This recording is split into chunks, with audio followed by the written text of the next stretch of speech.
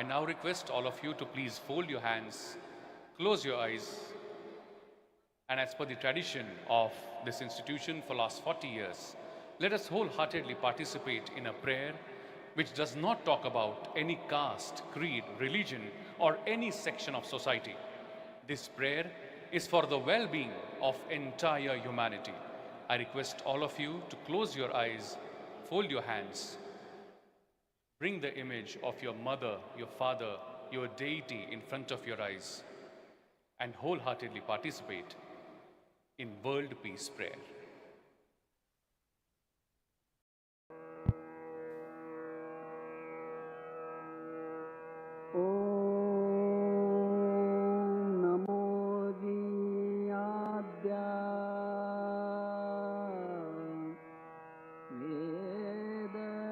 प्रतिपाद्या जय जय स्वसंवेद्या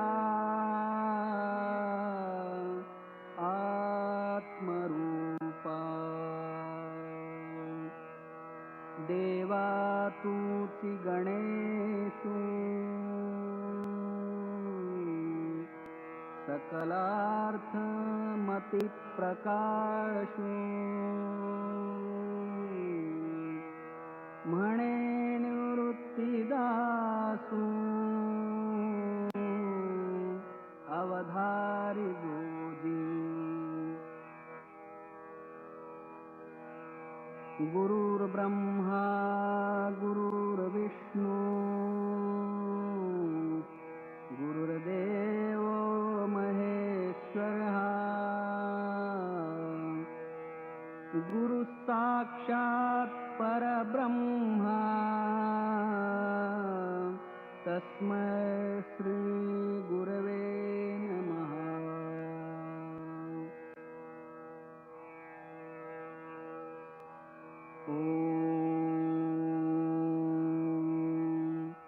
पूर्णमदः पूर्णमिदं पूर्णात् पूर्णमुदच्यते पूर्णस्य पूर्णमादाय पूर्णमेवावशिष्यते।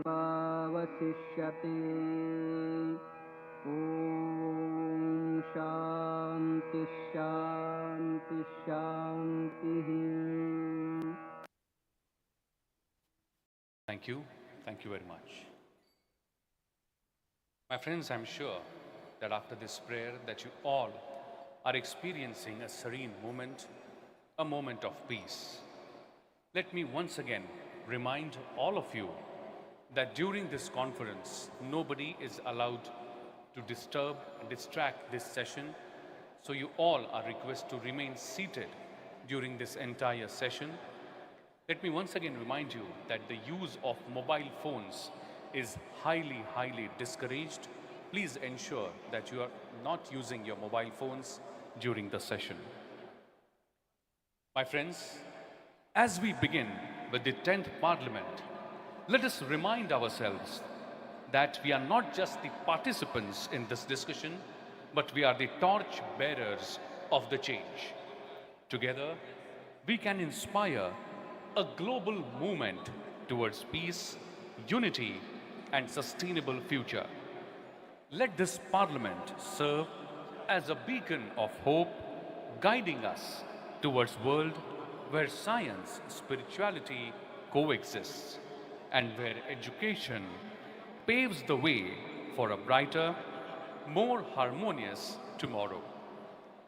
I now request my technical team to kindly relay a film which would be the curtain raiser of this 10th World Parliament of Science, Spirituality, Religion and Philosophy. Can we have the video, please?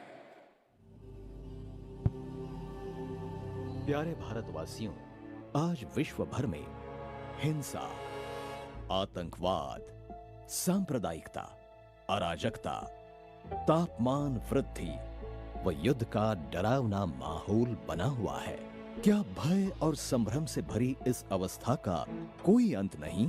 परमाणु, जैविक और रासायनिक हथियारों से भरे इस विश्व में क्या मानवता 21वीं सदी का अंत देख पाएगी या नहीं? एक निश्चित है कि इस भीषण स्थिति को शांत करने का मार्ग भी मानव निर्मित ही होगा और एक दैवी संयोग ये है कि पुणे भारत में एक ऐसी वास्तु का निर्माण हुआ है जो पूरे विश्व को शांति, समन्वय, सद्भाव, वैश्विक बंधुत्व तथा ईश्वरीय विश्वात्मक तत्व का संदेश दे रही है। इस वास्तु के संकल्पनाकार, संरचनाकार तथा निर्माता महान शिक्षाविद डॉक्टर विश्वनाथ दा कराड़ आवाहन करते हैं। भारत के महान सपूत स्वामी विवेकानंद जी ने यह कहा था कि 20वीं सदी में मेरी भारत माता विश्व के सामने ज्ञान का दालन और विश्व गुरु के रूप में उभर कर आएगी। विश्व का यह सबसे बड़ा गुंबद महान तत्वज्ञ संत श्री ज्ञानेश्वर महाराज से श्रेष्ठ वैज्ञानिक डॉक्टर अल्बर्ट आइंस्टाइन तक अर्थात अध्यात्म से विज्ञान तक का सफर दर्शाता है। अध्यात्म शास्त्र की वैज्ञानिक प्रयोगशाला कहलाए जाने वाले इस विशाल गुंबद रूपी वास्तु में संपन्न होने जा रही है 10th world parliament of science, religion and philosophy 2024, जो विश्व शांति संस्कृति स्थापित करने का मार्ग दिखलाकर मानव को भयभीत करने वाले प्रश्नों का समाधान खोजने का प्रयास करेगी। विज्ञान और अध्यात्म के समन्वय से विश्व शांति और स्वास्थ्य के लिए योग साधना और ओंकार साधना का महत्व, मूल्याधारित शिक्षा पद्धति के अवलंब की आवश्यकता, तीर्थ क्षेत्रों को ज्ञान तीर्थ क्षेत्रों में परावर्तित करने की आवश्यकता, ये और ऐसे कई अन्य विषयों पर इस 3 दिवसीय विश्व परिषद में कई गणमान्य विद्वान, वैज्ञानिक, चिंतक, दार्शनिक, धर्म तथा आध्यात्मिक विदुषी इत्यादि अपने विचार प्रकट करेंगे तथा विश्व शांति के लिए प्रतिबद्ध होने के लिए उपस्थितों को प्रोत्साहित करेंगे। तथागत गौतम बुद्ध का पंचशील, तत्वज्ञ संत श्री ज्ञानेश्वर माउली का पसायदान, राष्ट्रपिता महात्मा गांधी जी की सत्य और अहिंसा की सीख, ये सारे मार्ग विश्व शांति के गंतव्य पर पहुंचते हैं। आइए इस ऐतिहासिक 10th world parliament of science, religion and philosophy 2024 में सम्मिलित होकर विश्व शांति का मार्ग अपनाएं। Thank you very much. Let's give a big round of applause, my friends. A big round of applause. We are present here in huge numbers. The best wishes for the 10th World Parliament of Science, Spirituality, Religion and Philosophy. And now, to take this inaugural function forward, I would like to request and invite the Honorable Vice Chancellor of MIT World Peace University, Professor Dr. R.M. Chitnisji, to kindly propose the welcome address.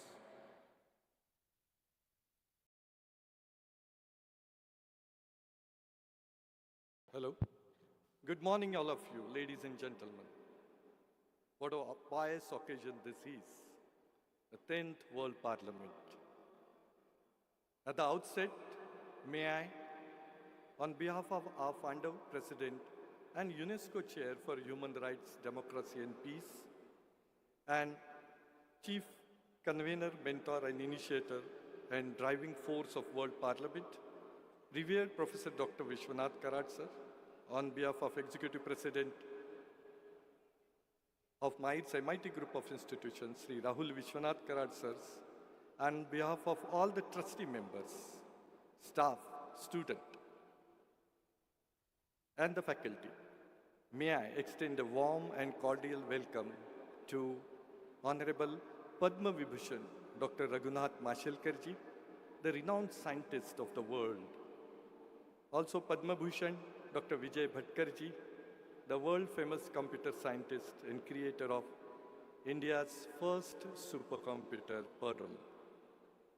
We also welcome Ms. Deborah Savaf, founder and CEO of Power of Words Foundation, USA, Dinesh Garuda, honorable founder of ZTM, United Kingdom. We also welcome Gyani Pratap Singh ji, Sufi Sant Latif Patil ji, Tomio Isogai from Japan, Ruzana Pakshi from Russia, Lokesh Muni ji, Honorable Meher Master Moose, Honorable Rahul Bante Bodhi ji, and all of you, those who have gathered here for this wonderful parliament of 3 long days. The number 10 denotes completion, satisfaction, and contentment. And allow me to spend another 30 seconds on this 10th parliament, the world or the number which is 10. Let's see that this 10th edition of World Parliament carries a great significance. You may be aware that number 10 is considered important in many, many ways, such as in spirituality. In spirituality, the 10 is considered as the master spiritual number with heightened spiritual significance. 10 is also considered as a completion of a cycle.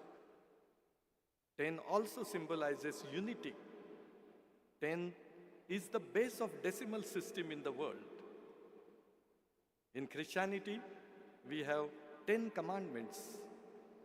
And Hinduism, we believe that it takes 10 long days for the soul to get liberated and migrated with the eternity Almighty.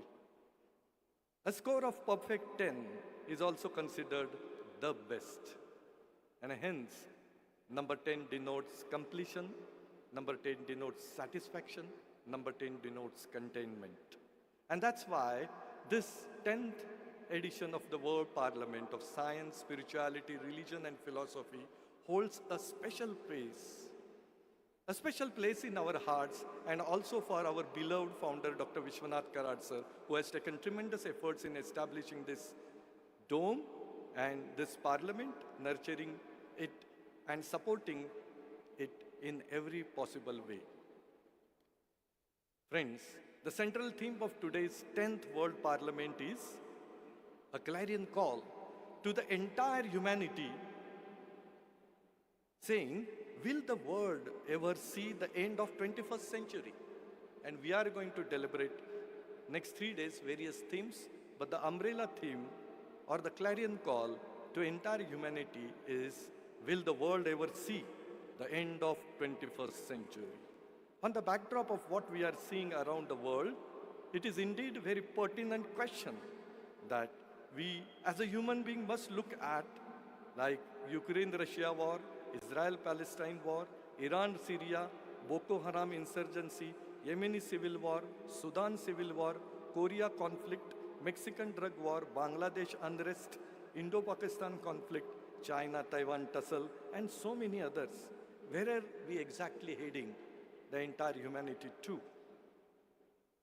And that's why the various sessions that will uphold over the next 3 days of intense discussion and deliberations among the expert speakers and delegates, it is our sincere effort to bring about a consensus or a common voice to tell that a world that if we want to see beyond 21st century for a bright future for next many generations, it is our duty today to take concentrated, correct efforts systematically, sincerely, and diligently.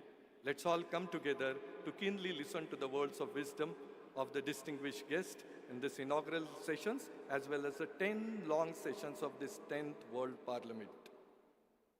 Before we close and the next speaker comes in, the person who created this dome and this World Parliament concept and holding 10th World Parliament in this is Dr. Vishwanath Karad sir. Let's give a biggest round of applause to him. Thank you. Jai Hind, Jai Bharat, Vande Mataram. Thank you very much, Honorable Vice Chancellor, sir. Thank you very much for proposing that welcome address. My friends, I'm sure that every soul on this planet is working in his or her own way to bring and establish peace in the world. I'm sure in our every activity, we always try our best to do our role to establish peace and maintain peace. Few people choose the path of social service. Few people choose the path of giving knowledge. In this way, every person plays his or her role. I'm really happy to share with you that a person sitting on the dais with us, Shri Rahul V. Karad, identified that in order to bring peace and establish peace in the world, it is utter need that we must have a focused and literate political leadership. The political leaders of the country should come together, discuss, deliberate upon the current issues of our country, and through that, I'm sure that everybody would be able to establish peace by bringing stability, growth, and sustainability.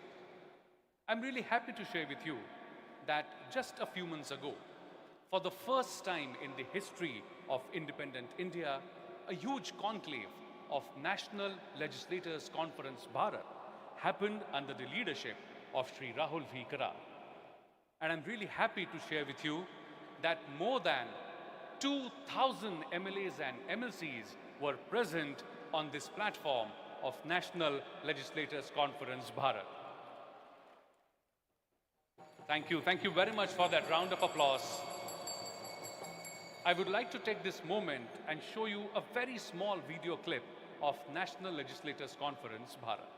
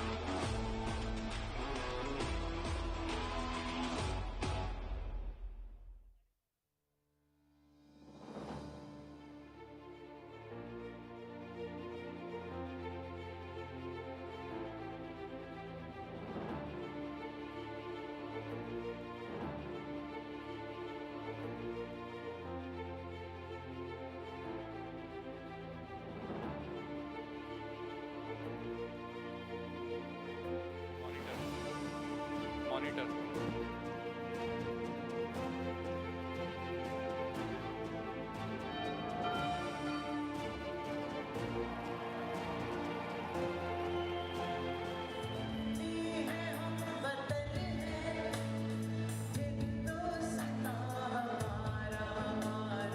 Anything you desire for the welfare of a person, this constitution paves a way for you to achieve your goal.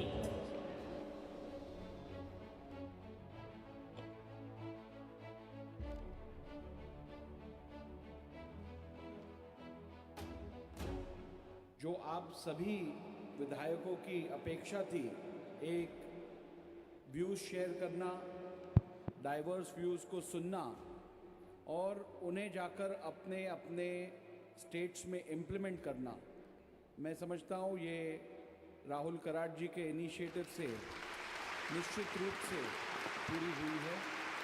मुझे अच्छा Thank you very much, and let's give a big round of applause and welcome the Managing Trustee and Executive President of MIRE for sharing the future vision, Shri Rahul V. Kara. Thank you, Professor Bapat. Janani Janmabhumischa Swargadapi Gariyasi. Behalf of the bodies of trustees and our beloved founder, let me welcome, and of course the organizing committee chairman, Shri Padam Bhushan Dr. Vijay Bhatkar sir, the chairman of this very, venture, the World Parliament of Science, Religion and Philosophy, Dr. Mashelkar sir. You three of us, I think, have guided us, and on behalf of them, let me welcome the most respected dais. Dr. Chitnis, I think very elaborately you have communicated the very message, the very purpose of this very 10th World Parliament of Science, Religion and Philosophy. No words to express my satisfaction that all the religious leaders sitting on the dais, which is not the first time, this relentless effort, our beloved founder since 1996-98, the first World Parliament we conducted there in Geneva and further in Pune and various other occasions, the interfaith, smaller dialogues, summits, seminars, and now the very culmination through this very thought process of our beloved founder, Dr. Vishwanath Karajji, this 10th World Parliament of Science, Religion and Philosophy. The recently this little short film what you saw, the promotion of democracy, the good governance, leadership, and to create a the right political leadership for this country to, channelize the efforts of we all fellow citizens, 140 crore people. I think all these efforts, the credit goes to our beloved founder, Dr. Vishwanath Karad sir, and of course, Dr. Bhatkar sir, who is associated with this institution last almost 25 years, and last 40 years, Dr. Raghunath Mashelkar sir, who is also associated with this initiative and the very thought process you will hear from our founder's speech also, because when we are giving this credit as an institution, as a body, as a trustees for his various such ideas about interfaith, and not just ideas and the very culmination, the spiritually oriented scientific laboratory in the vastness of the globe, which is established here in Rajbagh, the great legendary, the Raj Kapoor, the great cinema, the doyen in our film industry.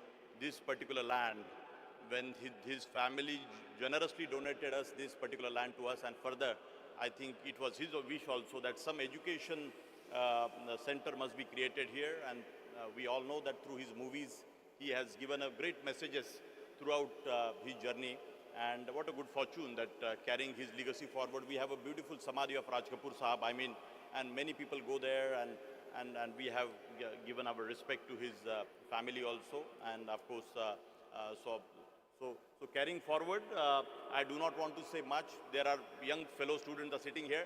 My dear friends, it is nothing but the capacity building program.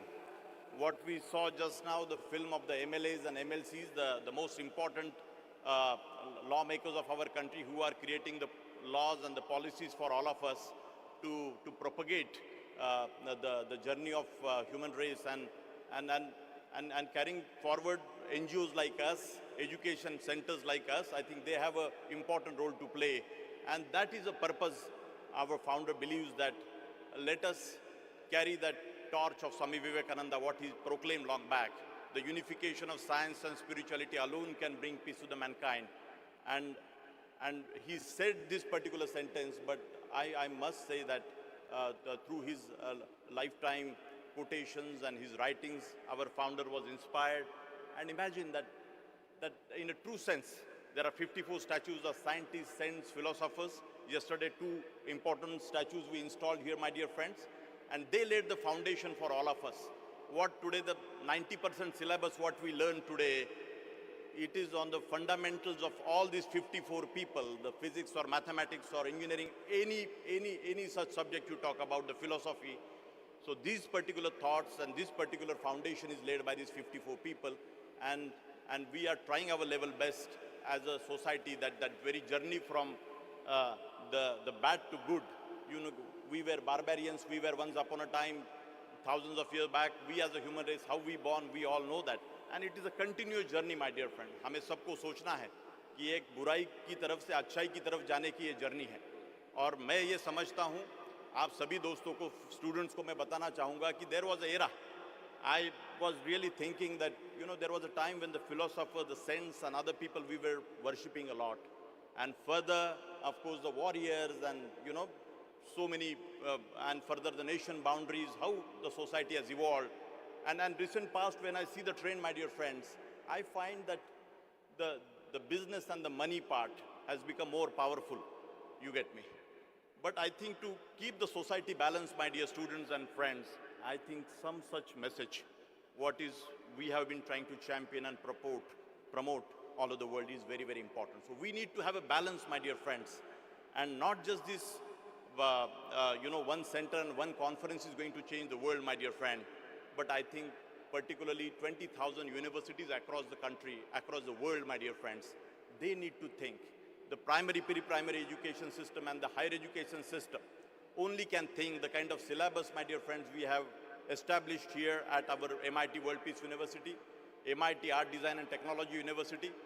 I have said this, Dr. Bhatkar sir, Dr. Mashelkar sir, that this particular syllabus, if we can promote particularly the higher education ministries and other ministries of the world, they truly think that the religious scriptures or the life-guiding scriptures was a thought propagated again by our founder, and all the paths are different. But in between, we as a human race, somewhere we have adulterated our thinking for our own selfish motives and intentions. But fundamentally, I do not think that any religion, I am not a deep thinker or I have not read much, but what as an individual and as a human being, what little I have learned from the society and people, I believe that fundamentally the original thinking is very, very pure and pious. And we all as students, business, innovation, startups, all these ideas are very, very important. The wealth, the materialistic world is very, very important for all of us, for the comfort, and the humans have created this. But somewhere I think we are losing the balance. The Bin Laden was also engineer, but a destructive mindset, my dear students. So आपको सबको सोचना है कि आप कल engineer बनेंगे, doctors बनेंगे, जो भी फील्ड में आप बनेंगे, उसका उपयोग सही मायने में, अच्छी कार बनाओ, अच्छा 5-स्टार होटल बनाओ, और जो भी बनाना है बनाओ. बट हमें एक सोसाइटी में ऑर्डर तैयार करने की ज़रूरत है. We need to create a solid order in this society. And how the order can be created? Through our law makers, through our education systems. And that's how this is the effort here at our center at MIT World Peace University. And once again, I bow down to all the respected Lokesh Muni ji, आपका यहाँ पे हमेशा सदैव ये रहा है. Madam Devendra ji, you are in fashion. Students must know, you can just wave your hand. She is in the fashion and the world peace, she is trying to connect. Here is a big, another leader from United Kingdom, sir. You are connecting the technology and world peace, the innovation and world peace. I think these are the thought leaders. So we have to have, and at this institution, we are promoting technology, research, science, and the startup, and so many activities, but a very balanced approach. So that is the message of our founder. So thank you so much. All the respected members, let us take ahead this journey with a full spirit. Next 3 days are very, very important. Your engagement, your attentiveness is going to make this conference successful. And very purposefully, my youngsters sitting here in this audience, you all know that our founder has a strong belief, and he sees that the demographic dividend of this country, 60%, the youngsters are below 35 years of age. So you all need to change this world, and India has an important role to play in the vastness of the globe. Thank you so much. Jai Hind, Jai Bharat. Thank you very much, Shri Rahul Karat sir, for once again underlining the importance of this conference. My friends, it is really important that we all understand what we are here for. As the title of this conference itself says, it is a clarion call to the entire humanity to answer the question, will the world ever see the end of 21st century? My friends, this is a serious question that is posed, and it requires your wholehearted participation. And hence, I once again humbly remind you that we do not encourage any movement during the session in this hall. I request everyone in the audience to remain seated, and please completely refrain from using your mobile phone, because it's the biggest distraction of the world these days. Please stay focused on the thoughts that are being delivered from this stage. It is our good fortune that senior scientists of our country like Raghunath Mashelkar sir, Dr. Vijay P. Bhatkar sir are guiding us here today. Let's give them once again a big round of applause for their guidance. And now let us play our role, our duty of staying focused to the thoughts of this platform. Thank you very much. With this, I would now like to invite on stage the special guest of honor of this inaugural session, the founder of Zootudium UK, all the way from United Kingdoms, Honorable Mr. Dennis Gowda, to kindly address the gathering. Please put your hands together and welcome with a round of applause, Dennis Gowda.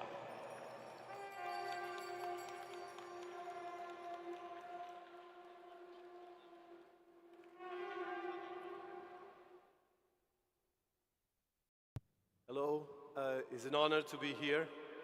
I want to start by, just a second.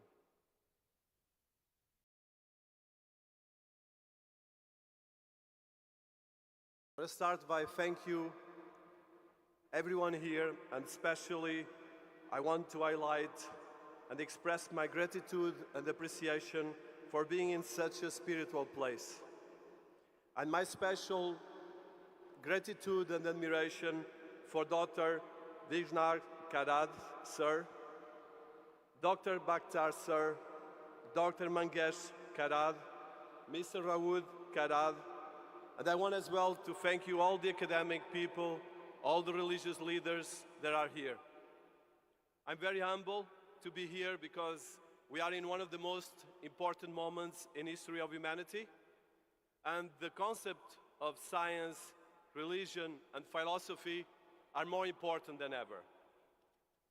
So I met Dr. Karad recently, and from my first moment in Oxford Business School until this week, he actually changed a lot of the way I see my work as a technologist, as an entrepreneur, as an author. And one of the things he mentioned to me was, can we actually create a formula to peace? A mathematical formula to peace. And well, this is something I've been working. So we are in a time of artificial general intelligence, the most powerful development in technology and science ever in history of humanity.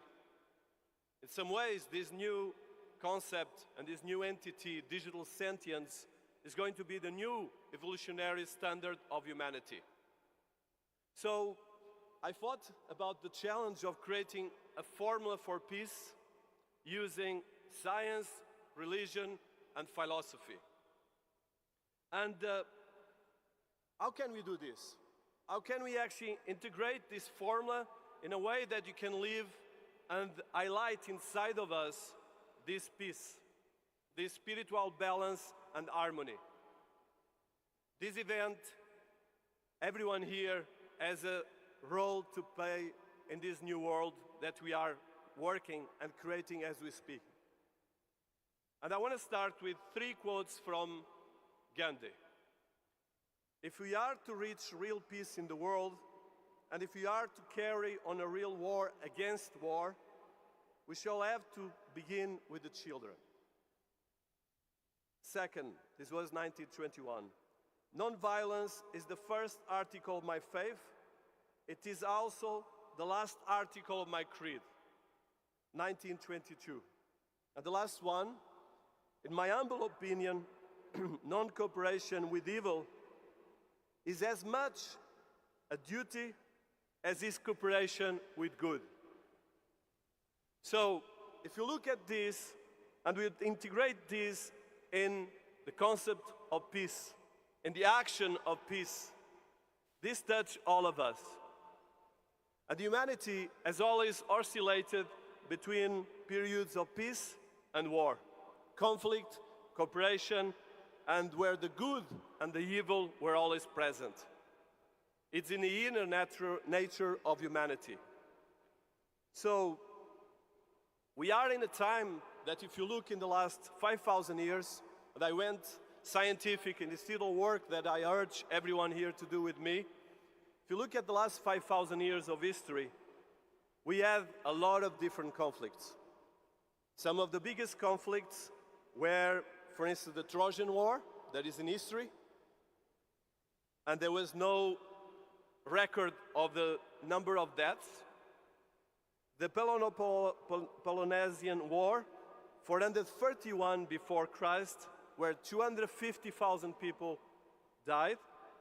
The 100 Years' War, where 3 million people died. The Napoleonic Wars, where 4 million people died. The American Civil War, 625,000.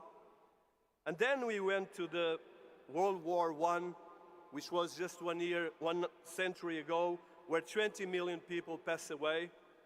The World War II, 70 million. The Vietnam War, 3 million. And the Syrian Civil War, that is still partly going, 500,000 plus casualties. So, how can we create a peace formula that you can integrate in our lives and use all the technologies that we are working and creating in this institution that I deeply respect, World Peace University? It's a very big responsibility, and it's actually something that we all have to act upon. So analyzing scientifically and integrating a mathematical code to look at peace We can quantify the likelihood of peace or conflict. We can propose even a formula to integrate these in our daily lives, and of course integrating emotional intelligence, education, religion, and all the wonderful things we can achieve, the better of us. And this formula that I create, and I'll share with you afterwards, is a formula that looks at the peace index from the scale of 0 to 1, where 1 is complete peace and 0 is complete war. And then the number NF, the number of non-violent movements within a given period.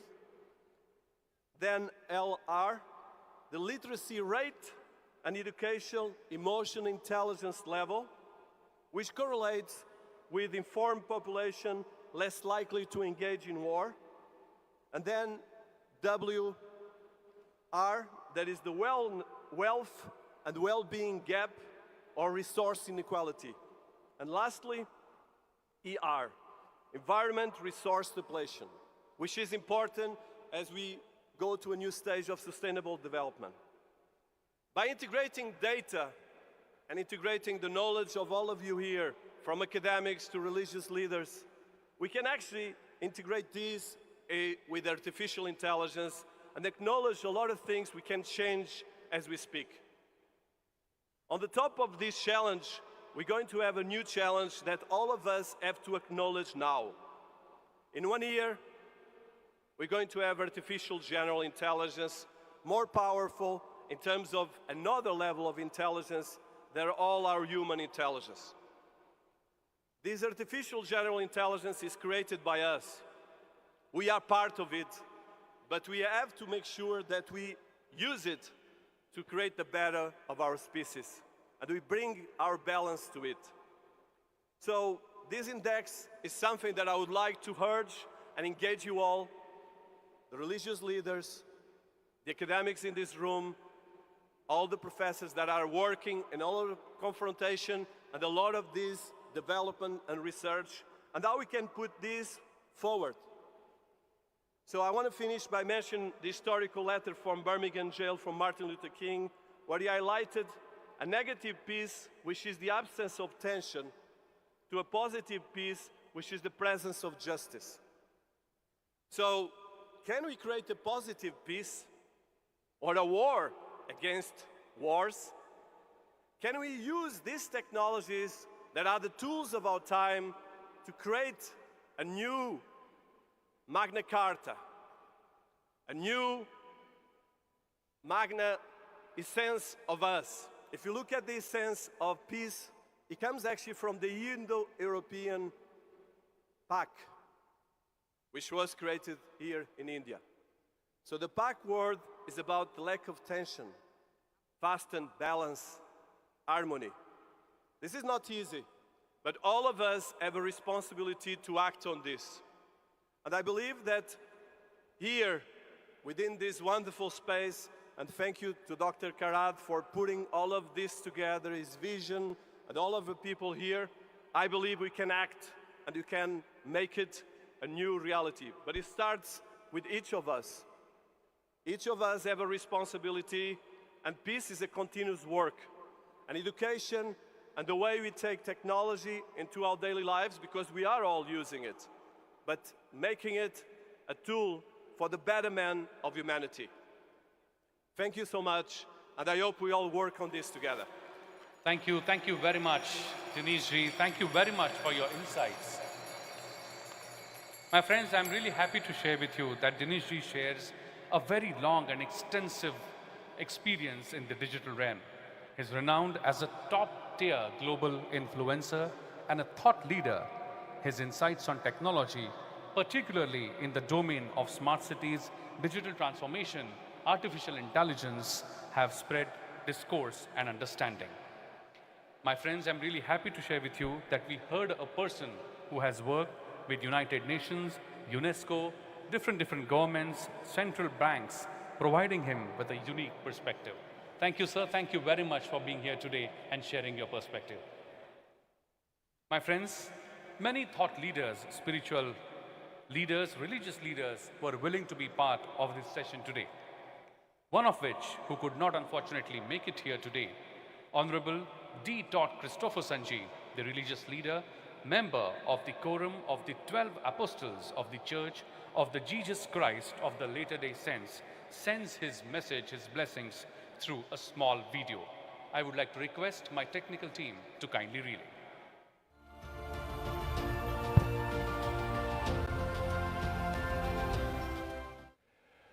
With this message, I send greetings to all the participants in the 10th World Parliament of Science, Spirituality, Religion, and Philosophy. I applaud you for your individual and collective efforts to promote a culture of peace, and for all you do to improve the lives of others in this world. Even when we hold different beliefs, we also share much in common in our desires to serve God and bless our fellow man. Acting together toward common goals, I believe we can accomplish much good.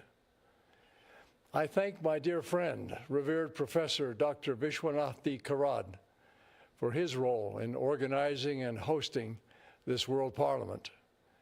I wish I could be at the World Peace Dome and Prayer Hall with him and you today, but I'm honored to be able to address you virtually.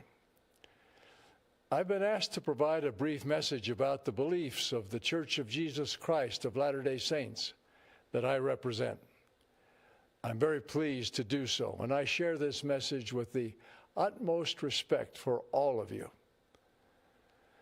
One of the best ways to begin to understand the beliefs of the Church of Jesus Christ of Latter-day Saints is to be introduced to one of our main scriptural texts, the Book of Mormon.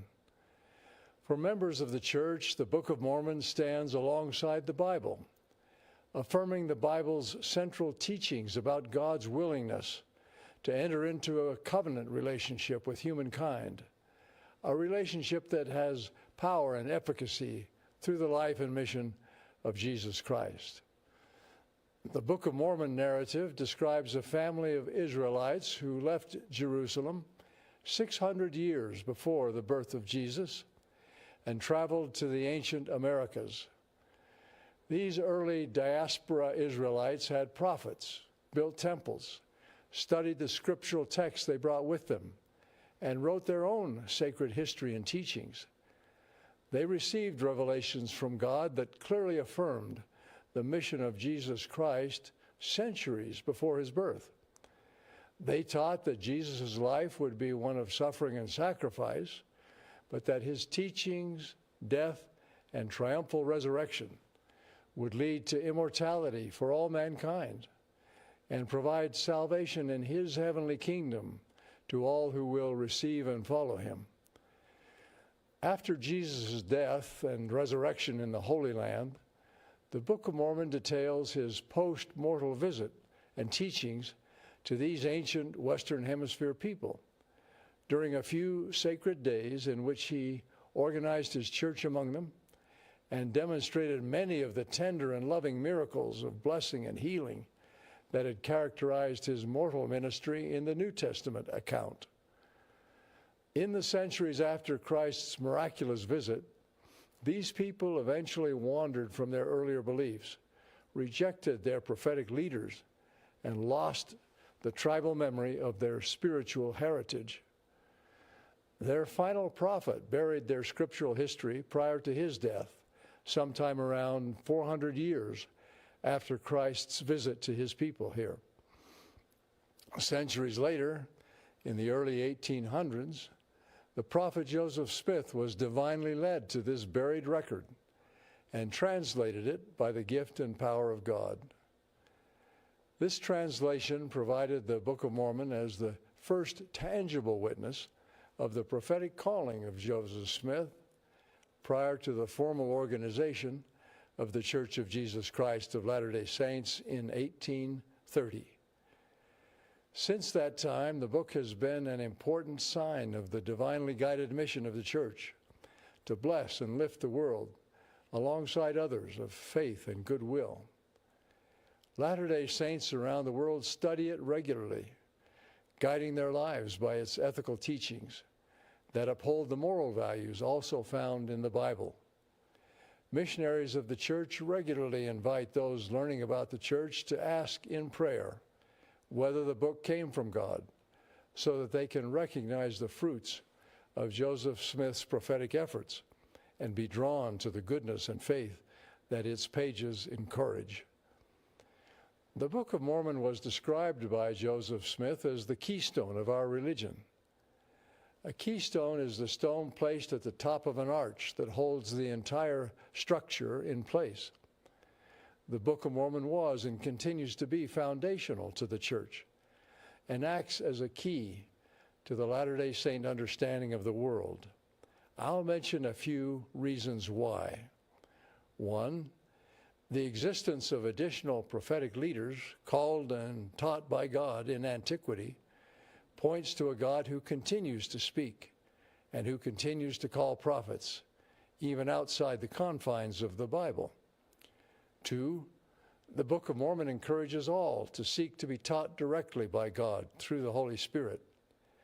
It emphasizes a God who's willing to communicate with his children, not just through prophets, but with all who will seek after him.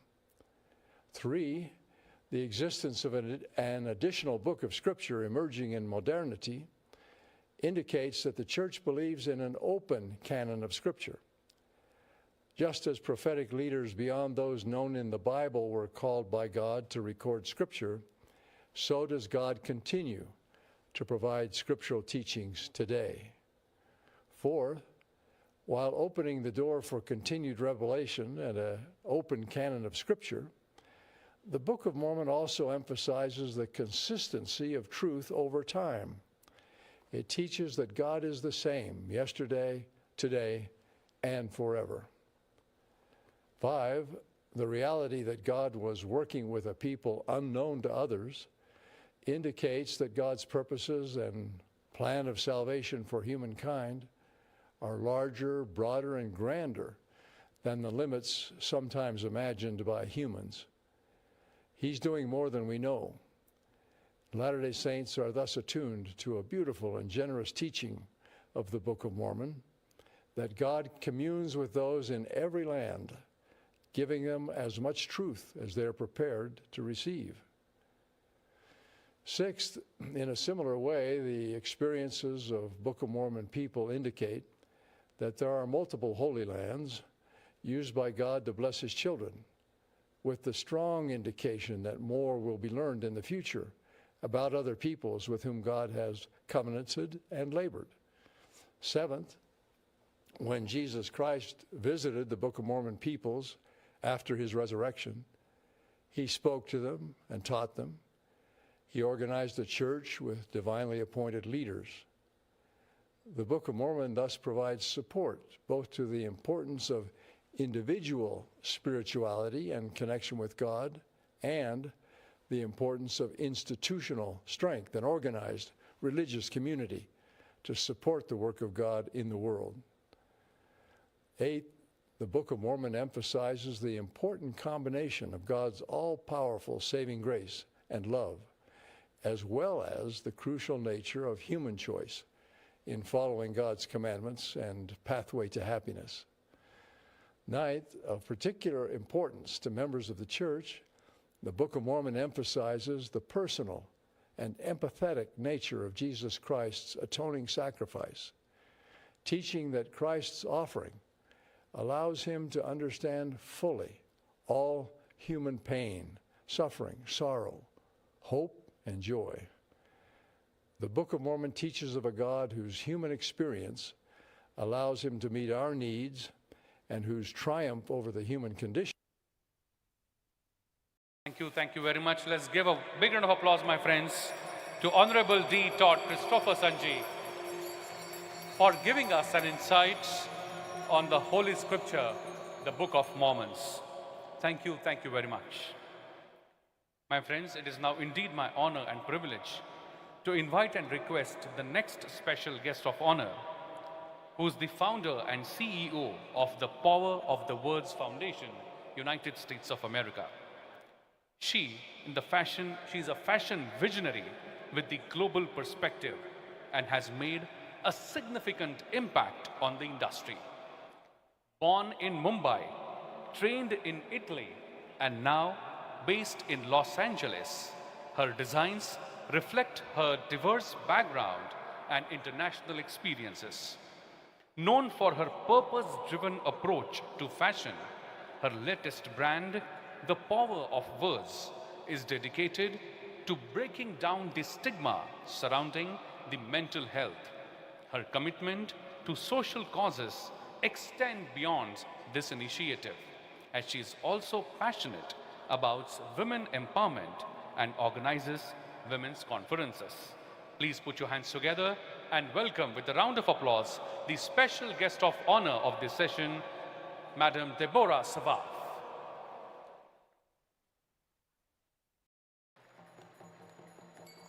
A big round of applause, my friends, as we request and have Madam Deborah Savaf from United States of America.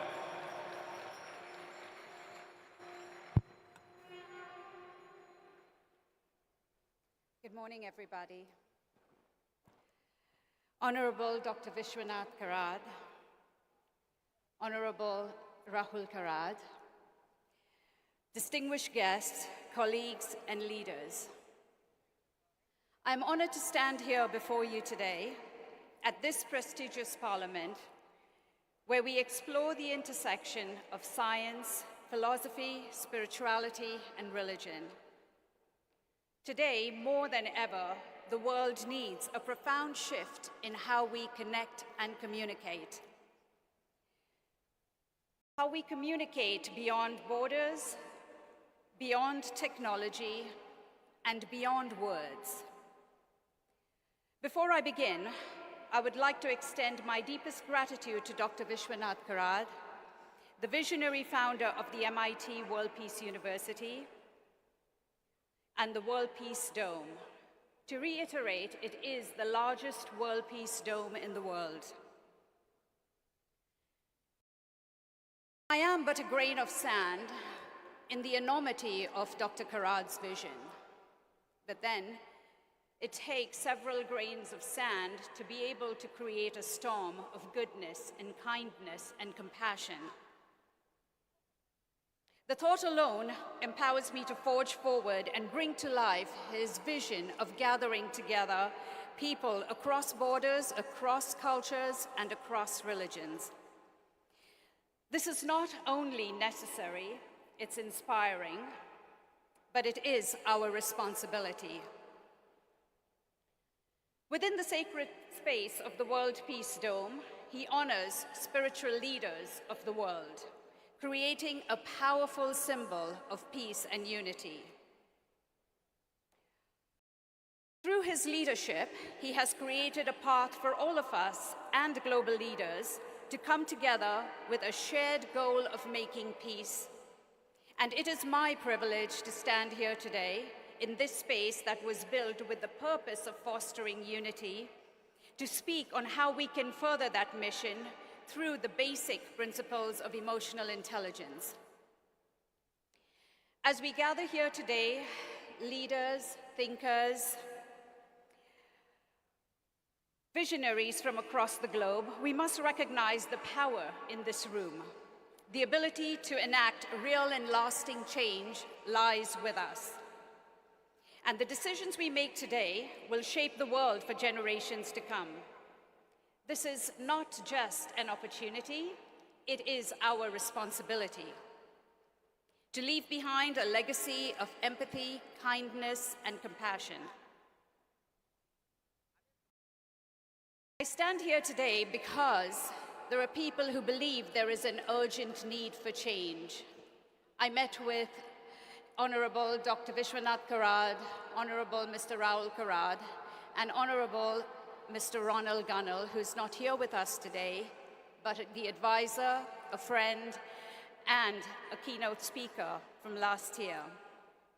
They believe this change is needed, and it's needed now.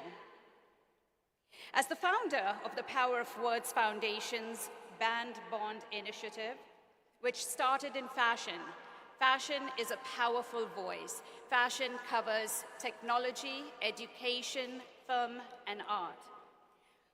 I leveraged the voice of fashion to create this change, and the role that fashion played started in the United States, was nominated by the Italian Fashion Chamber and the United Nations. It was presented in the Middle East, and I stand here today in India. The program is more than just a tool. We deliver a universal message that originates from our Indian roots. It transcends culture, religion, gender, and age. It speaks the language of emotions, which every human understands, and it is based on the basic philosophy of the chakras. I repeat, it is based on the ancient philosophy of the Indian chakras. This program offers a gift that we as global leaders can give to the world, a gift that has the potential to create a more compassionate, connected future. Just imagine the impact we can create by teaching emotional intelligence to every child and every community. In this room, we have a collective wisdom that shares the belief that change is possible. Let us seize the moment, knowing that by investing in emotional intelligence, we are not just shaping a better world for ourselves, but for generations that will follow. Let this be our legacy, the greatest gift we can give to the world and to humanity. As we continue to advance in technology and look towards the future, it is easy to forget our roots, where we come from. In India, we have a rich cultural heritage that has always emphasized intellect and academics, making IQ such a significant part of who we are. But IQ without EQ leaves us unbalanced.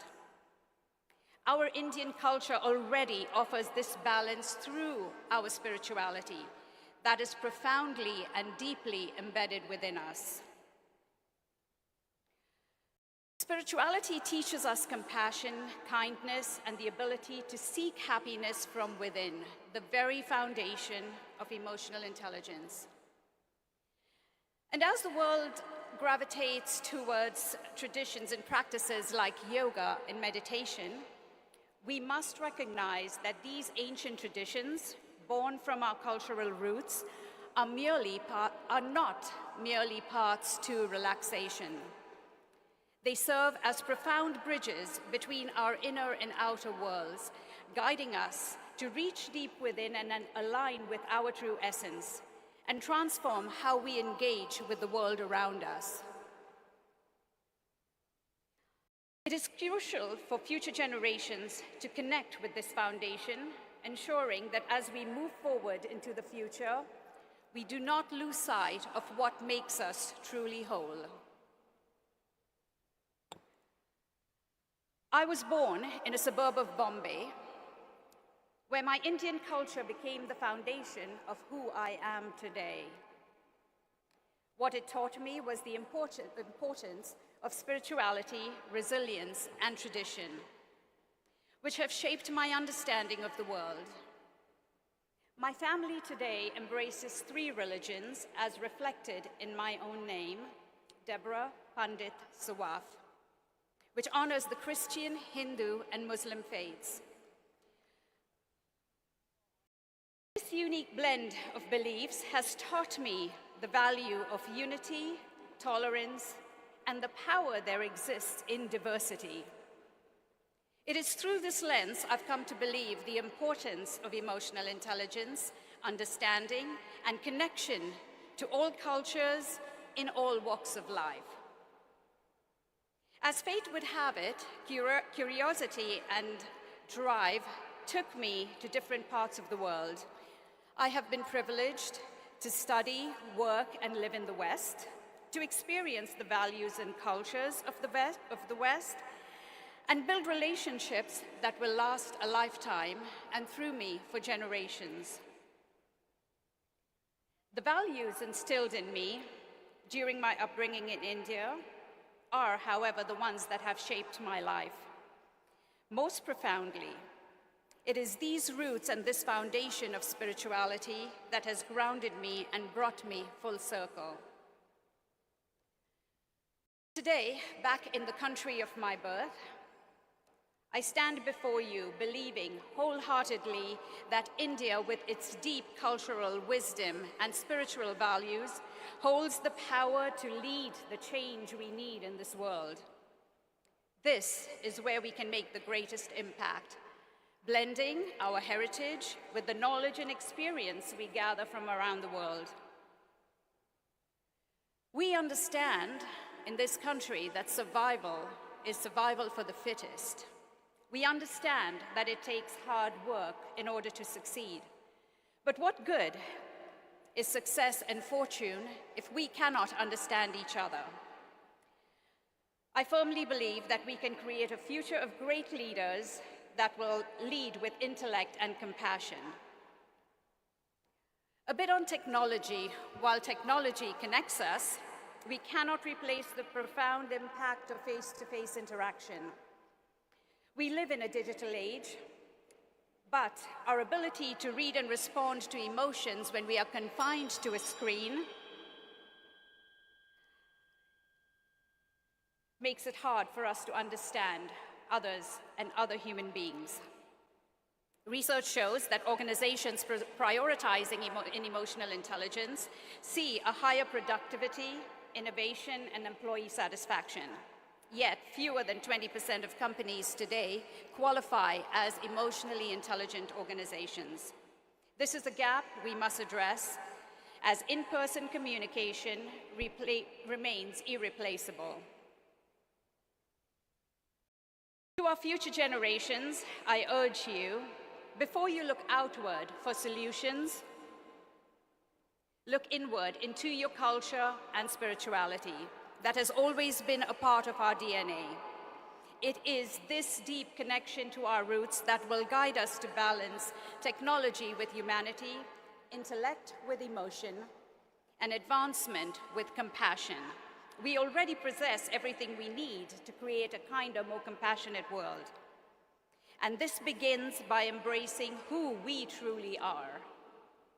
Let us not forget that our foundation is strong, and it is our gift to pass this on to the future and to the world that is waiting hungry for a solution on the outside, when the solution lies within each and every one of us.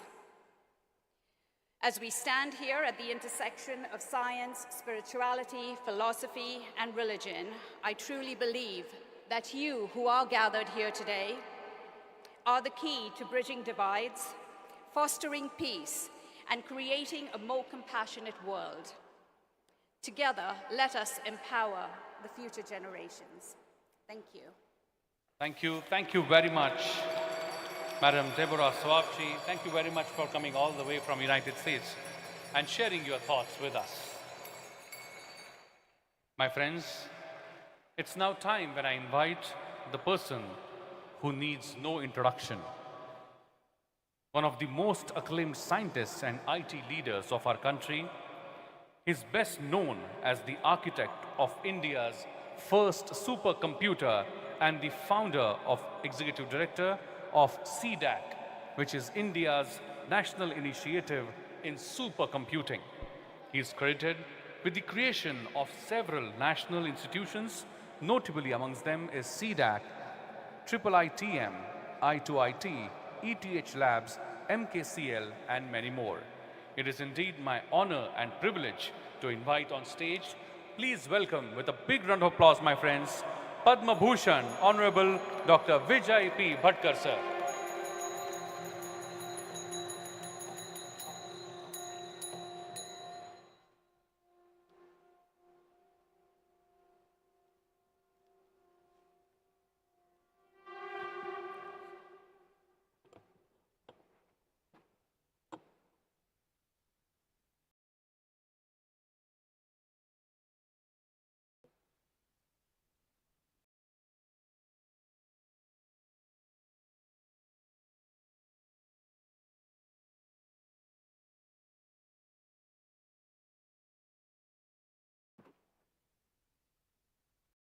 My dear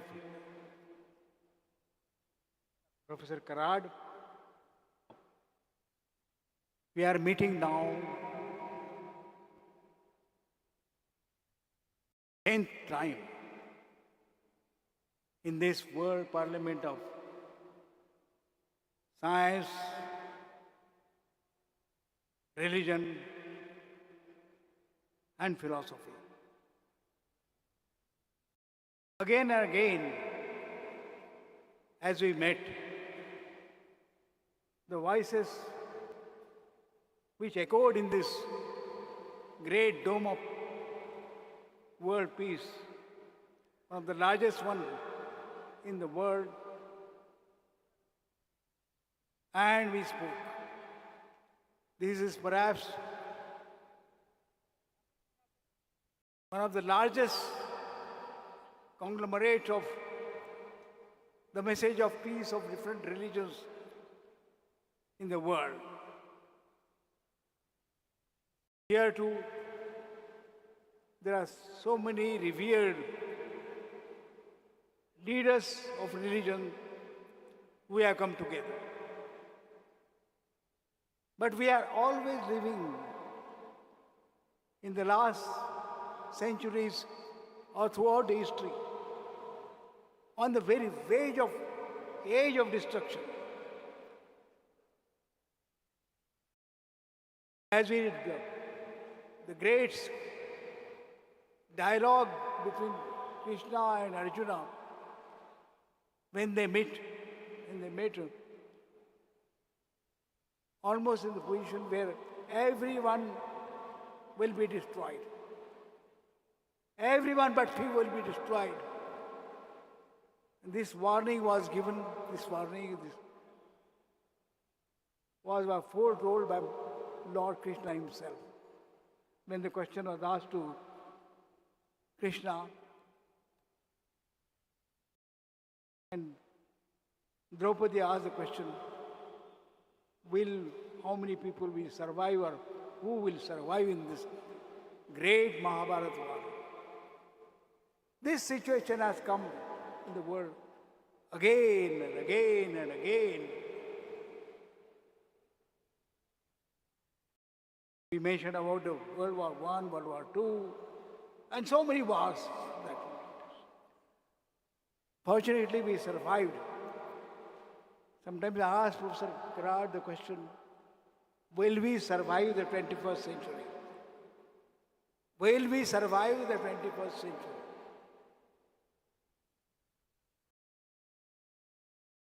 We will. In this optimistic mode, we will, we have. But there have been situations when we tried this, almost at that time, during Mahabharata time, very few survived. We almost destroyed the entire world and we began again. Today again, we are meeting. Again the message is same. Will we survive? Will we survive the 21st century? We are 8 billion people on the earth. And then often the spark is ignited. I didn't want to. Years back, at the request of Professor Sharad and also many others, I wrote an article on Mahatma Gandhi, whose birth anniversary once again we celebrated ritually and also truly. At that time, I wrote an article I had written an article. A mail to Mahatma. I am communicating with Mahatma. When I am writing this, Dennis, I remember, the encyclopedia you are creating again for the world, the encyclopedia of wisdom, encyclopedia of not a collection of articles, but an encyclopedia of collective wisdom of humanity. I am looking forward to that great encyclopedia which will come before us and once again teach the lesson of what wisdom means. which is the faculty given to humanity to survive this dangerous, dangerous world. I want to say that if the wisdom has to prevail, we have to understand what knowledge is, what information is, what knowledge is, and what is true wisdom, which has to come from the world parliaments like this. We are meeting 10 times. We are retreating, very truly so, and with great words coming out of section of. Nowhere in the world, I think, we have talked about peace, peace, peace, peace messages. Professor Karar has been talking about it on different platforms of the world, and these words are reverberating in this great hall. But will the peace prevail? The question is, will the peace prevail to the humanity? Because we are so intelligent now. We are wisdom. We are coming to almost the machines are, most danger comes from the machines, and many thinkers and thought leaders of the world said about it. The danger comes from the combination of machines and men. Will we survive that combination? Where we are living on the age we don't know what will happen. The greatest thinkers also don't know where are we going. Where are we going? And there are many people talk about the regulation of artificial intelligence. I wrote some books in this AI years back. Where will AI take us? And that is one of the edge on which we will be operating on. Where will this intelligence take us? We don't know. That's why I'm looking forward to your encyclopedia of wisdom, which has to come to the world. Perhaps we'll learn from that.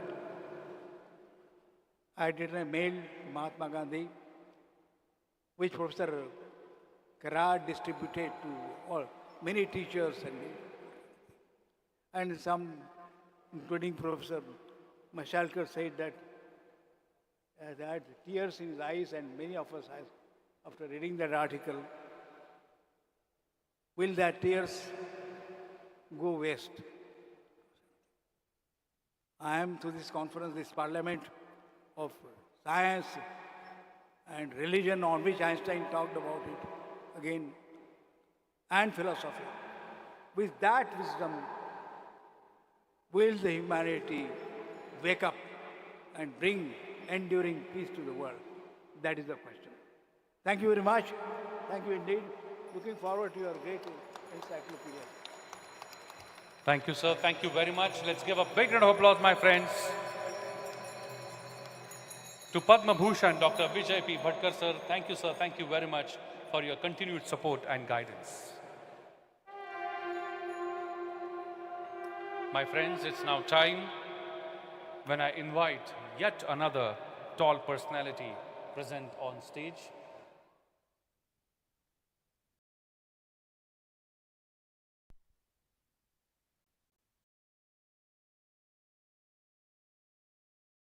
A person who's a renowned Indian scientist and an innovator with a distinguished career spanning decades. His legacy is deeply rooted in his pioneering research in polymer science and engineering, particularly his groundbreaking work on biodegradable polymers and drug delivery systems. His leadership at the Council of Scientific and Industrial Research transformed the organization into a global leader in research and development. Please put your hands together.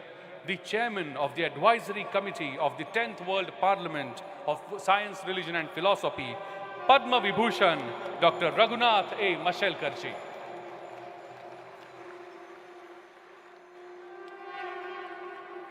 Our most revered, most beloved Professor Vishwanath Karar, Dr. Vijay Bhatkar, Rahul Karad, Mangesh Karad, the Vice Chancellor, Professor Chitnis, Honorable Dinesh Gowda, Honorable Dinesh Soab, distinguished personalities on the dais, looks like a manifestation of Vasudhaiva Kutumbakam. If you just look at this whole word is one as a symbol, as a message, as this not only the biggest, but the most effective, most inspiring message-giving auditorium, I would say, actually gives, ladies and gentlemen.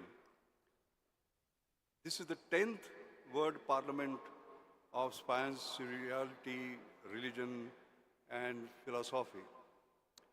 Yesterday was Gandhi Jayanti. Yesterday was also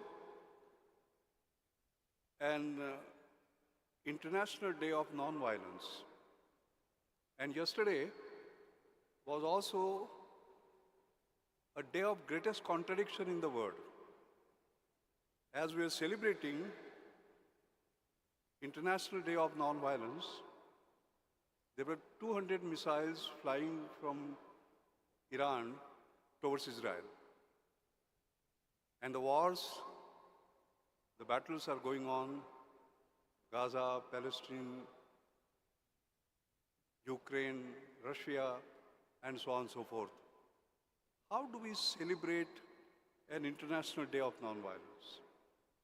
I will start with that big challenge that we have. And you can now understand why this meeting, this conference, this parliament is so important. In my life, I have done nothing but science, so I will speak only on the subject that I know, that is on science, on spirituality, because that is what we are supposed to be focusing on. And there are giant scholars like Dr. Karan Singh, from whom we listen and learn a little later. Professor Karad, as I always call him, is an institution. And sir, you have been pushing this value-based universal education and bringing science and spirituality in higher education from the time I have known you. And it is so important, because the purpose of higher education is not only to prepare students for successful careers, but also to nurture well-rounded individuals who can contribute to a better society. But if you look at the current higher education system, they prioritize academic knowledge and technical skill at the expense of values, empathy, and inner well-being. And therefore, integrating science and spirituality becomes very, very critical. If you also look at the current higher educational model, it is fragmented. It emphasizes specialization, it emphasizes technical knowledge, but without regard to the ethical implications. And this has resulted in professionals who may excel technically, but are disconnected from ethical consequences of this, of the work. And one can give several examples like that. The value-based universal education system that integrates science and spirituality can address the limitations of the current educational model, and that can promote the holistic development. It can promote ethical leadership. It can promote compassionate approach to the challenges. And by combining the analytical strength of science with the depth and wisdom of spirituality, we can nurture a new generation of leaders who can not only excel professionally, but also emotionally intelligent, as was mentioned a little earlier, ethical, and deeply committed to welfare of humanity.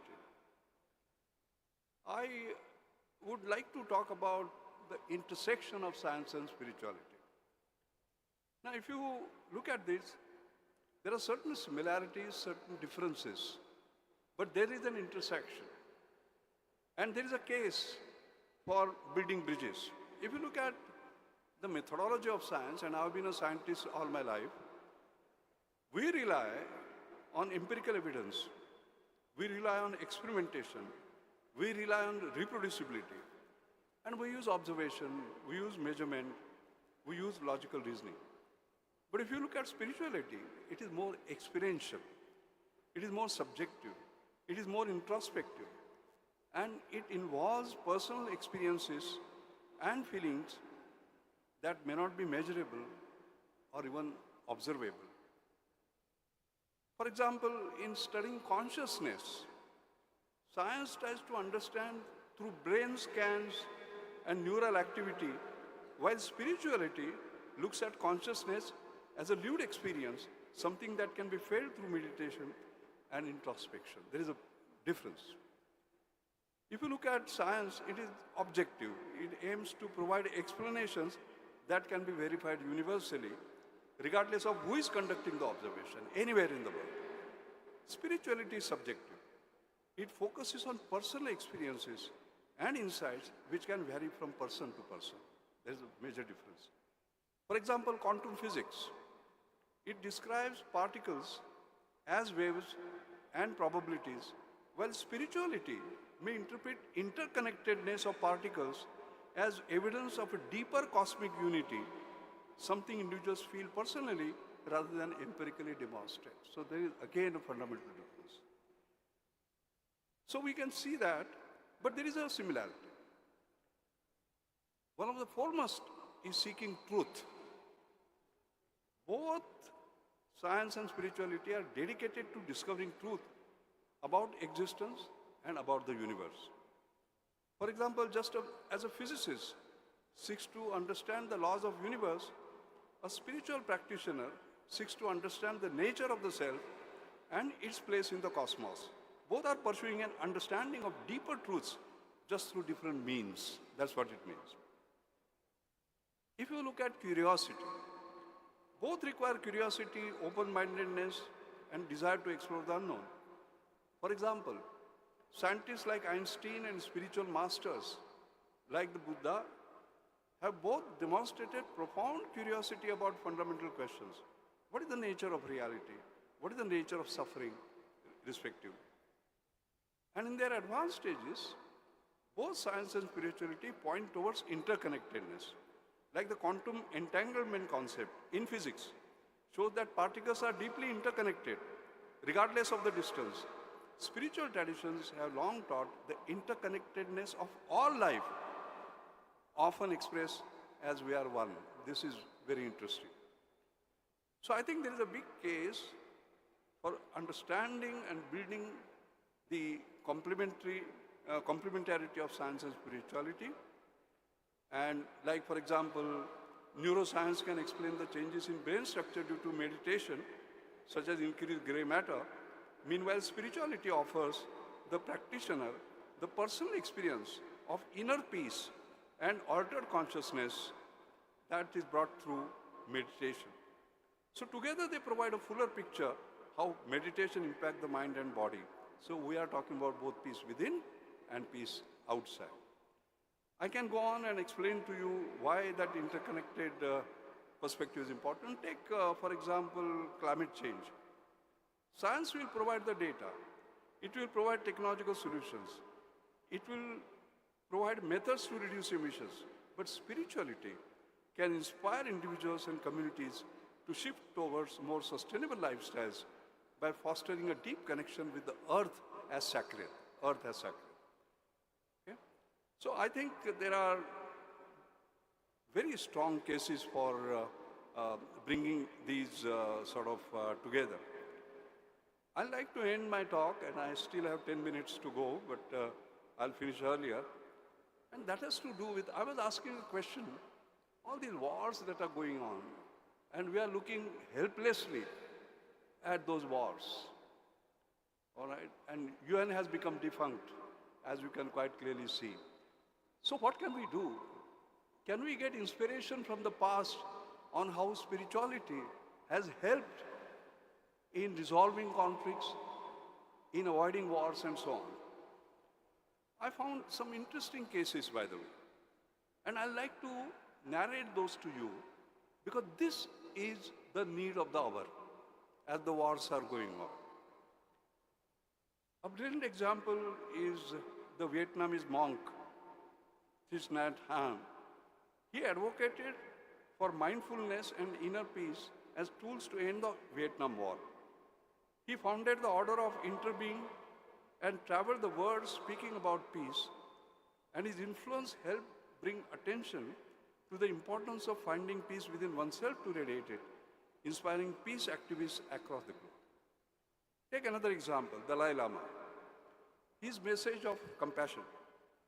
Dalai Lama, despite losing his homeland and enduring persecution, has consistently preached compassion even toward Chinese government. His approach has prevented an escalation into a violent Tibetan uprising and instead focused on dialogue, emphasizing empathy and mutual understanding, which garnered global sympathy and support for Tibetan cause. Look at a third example, Nelson Mandela. If you see his post-apartheid leadership, it's incredible. After his release from prison after 2 decades, Nelson Mandela focused on national reconciliation rather than vengeance. He could have gone for vengeance, he did not. He went for reconciliation. His spiritual practice, which included forgiveness and transcending ego-driven retribution, enabled South Africa to move towards healing rather than falling into the civil war. He avoided the civil war. Remember that. We need a Nelson Mandela today. We need a Nelson Mandela today. And if you can see, Mandela's leadership showcased how letting go of egoistic desires could pave the way for peace. Our own Mahatma Gandhi's Satyagraha, entire philosophy of non-violence and truth, addressed the fears and insecurities that often lead to violence. For example, during Indian independence struggle, he encouraged Indians to face the fear of British repression with non-violent resistance, emphasizing the inner strength over militaristic responses. And indeed, his leadership demonstrated that embracing spiritual courage could lead to freedom without the need of a violent conflict. And I would talk about Martin Luther King, deeply inspired by Gandhi's teachings in Ahimsa, used non-violence as a core strategy in the struggle for civil rights in America. I think all these examples actually illustrate the spirituality, when put into practice, can indeed bring about profound shifts in individual and collective consciousness, facilitating peace and understanding even in the most conflict-ridden situations like we have today. The spiritual approach does not rely on force, it does not rely on domination, but on values that elevate human interactions beyond ego and violence. And ladies and gentlemen, that is the need of the hour. And I will follow my younger brother, Dr. Vijay Bhatkar. He finished exactly when 6 minutes were remaining for his speech. I will also finish exactly when 6 minutes are remaining for his speech. Thank you very much. Thank you very much. Let's give a big round of applause, my friends, to Padma Vibhushan, Dr. Raghunath Mashelkarji, the chairman of the Scientific Advisory Organizing Committee of this conference. A standing ovation to Padma Vibhushan, Dr. Raghunath Mashelkarji. Thank you, sir. Thank you very much for your guidance and your words of wisdom. My friends, as I said earlier, we have the blessings, the presence, and messages from many tall personalities all across the globe. I'm really happy to mention that we also have presence on stage all the way from Moscow, Russia, the Chief of Department of Oriental Studies, the honorable guest on the dais, Professor Rozana Pascu. Welcome, ma'am. Thank you very much. Thank you. My friends, now I would like to share with you one such message that we have received from the Honorable Member of Parliament, Rajya Sabha, New Delhi, His Highness Dr. Karan Singh Ji. May I request him to kindly relay.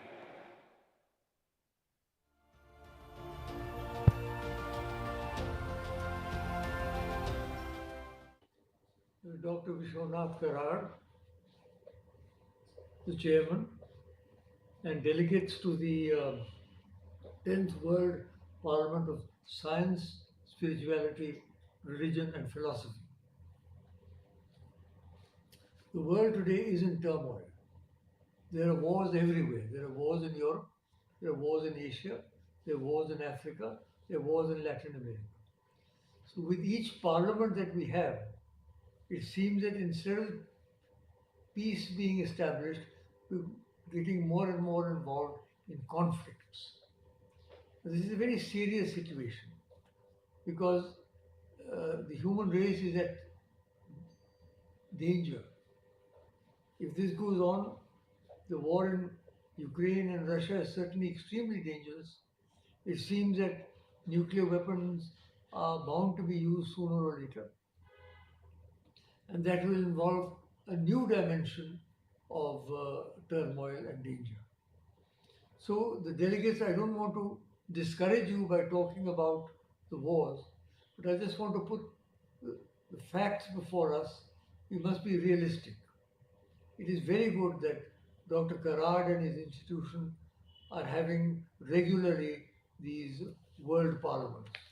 I think this is the 10th in the series. And I congratulate him and his colleagues for going to the extent of organizing these conferences every year. It's not easy to do, but he does it nonetheless.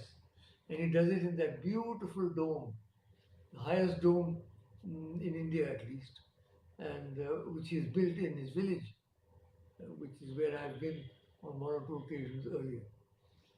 He invited me this time too, but I'm very sorry I'm not able to come.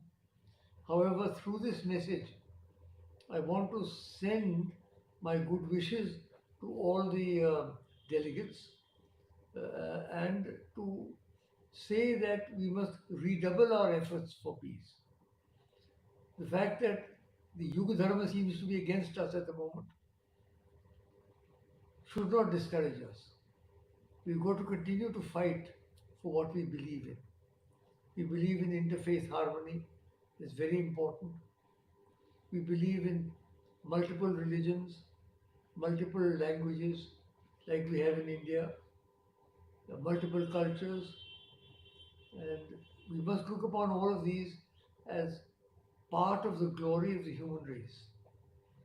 Wherever there's a cultural efflorescence, it is the human race that ultimately enjoys it.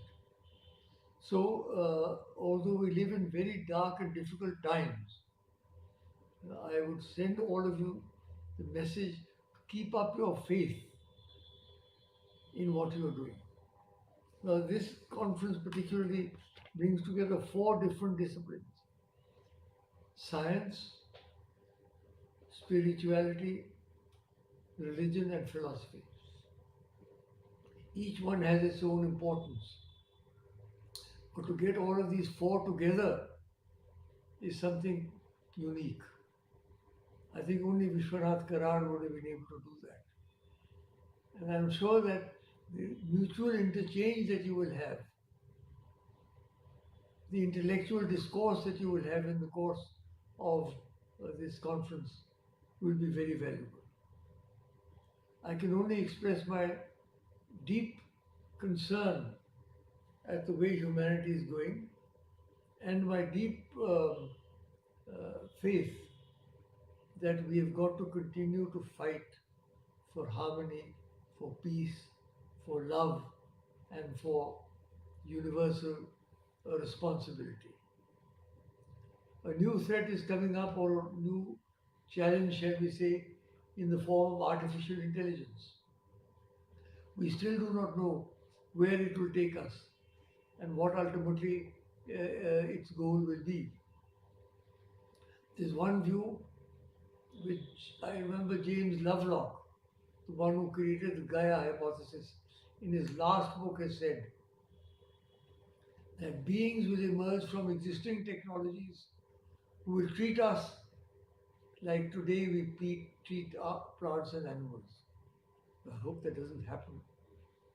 But whatever it is, we've got to be aware of that possibility also. So the challenges and before us are very exciting. I am now 93, but I still feel a sense of excitement when I see the condition of the human race. Have we been able to do what we should have done? Should we make way for the younger generations now? Are they at all adapted to our thinking?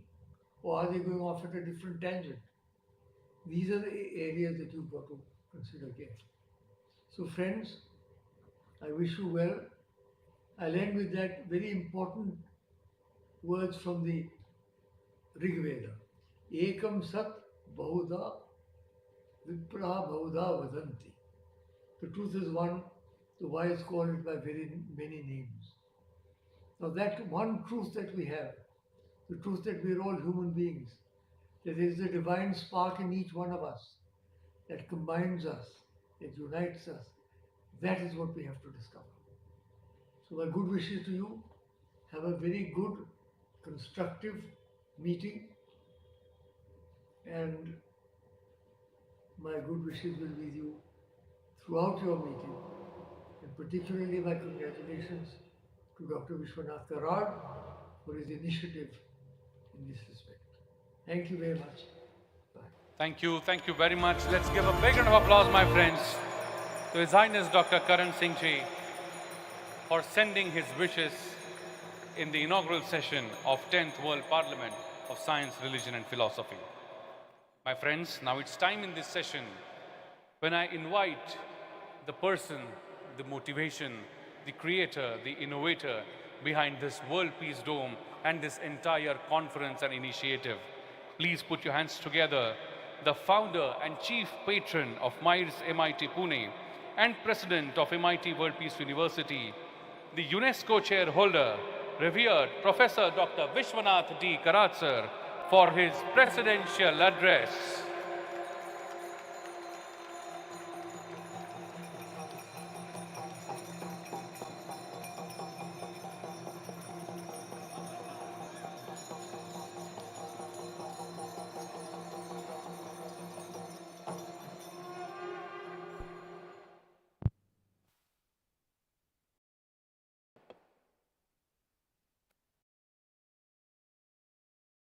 All the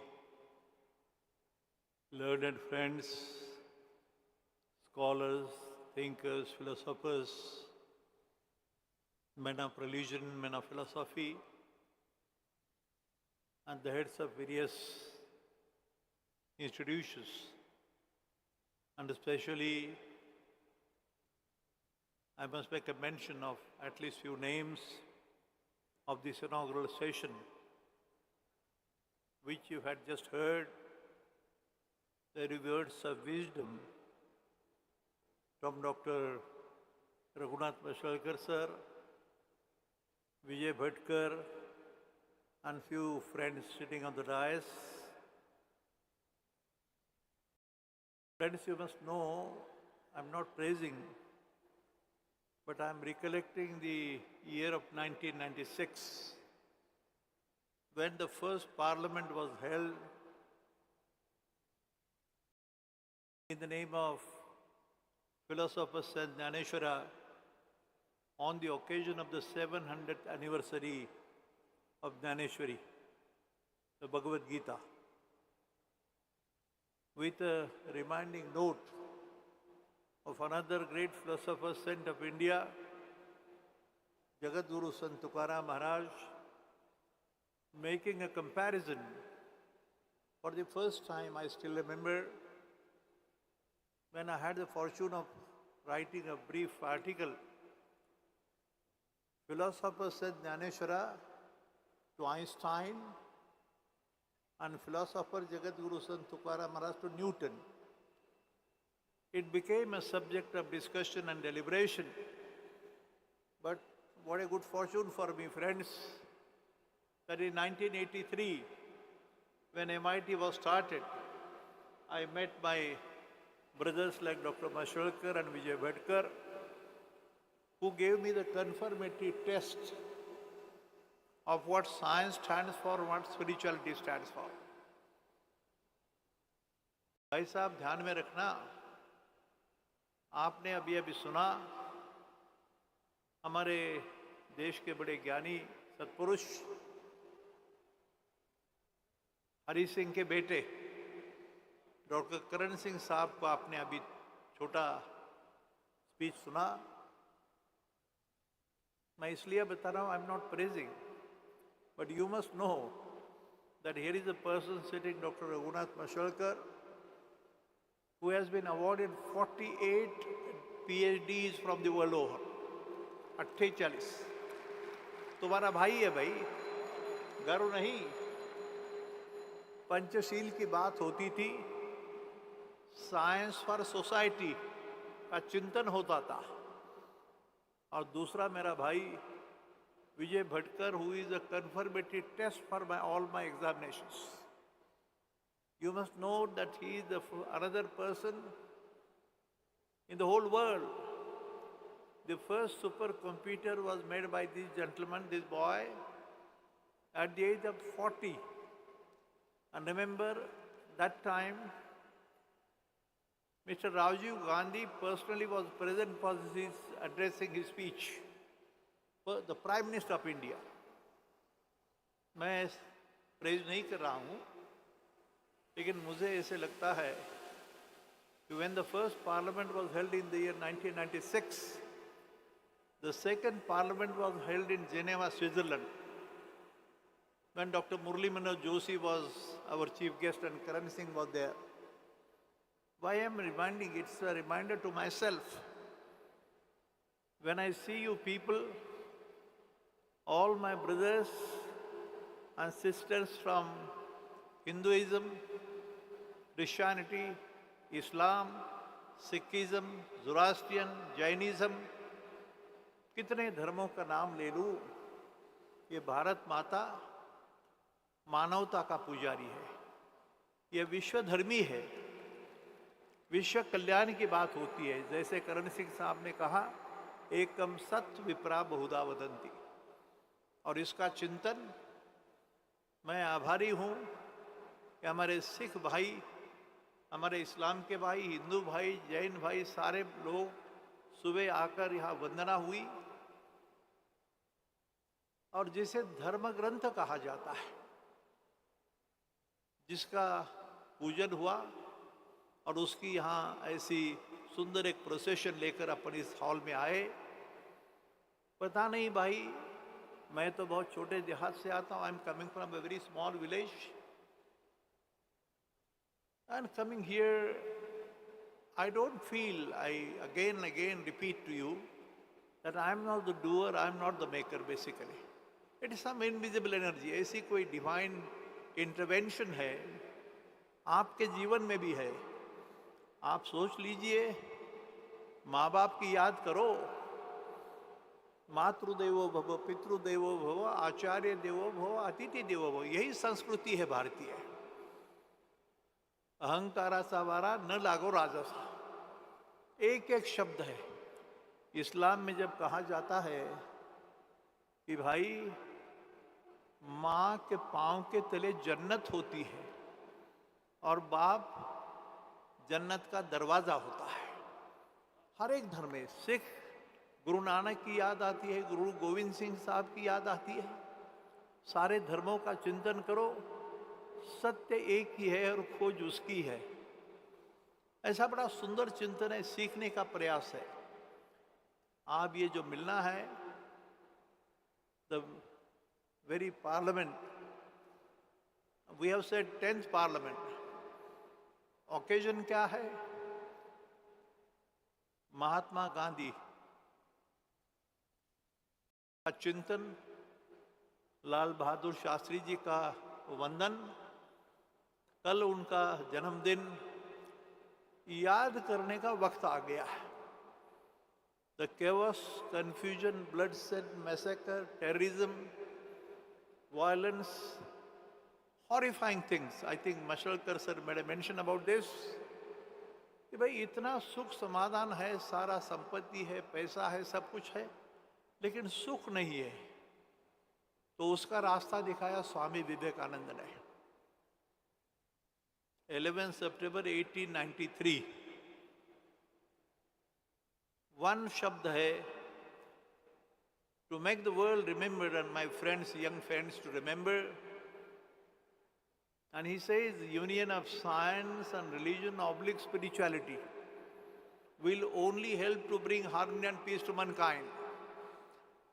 दुनिया को सुख, समाधान, शांति का मार्ग दिखाने का दायित्व आपके पास है। आप लोग हैं जो समाज को दिशा दिखा सकते, दुनिया को भी।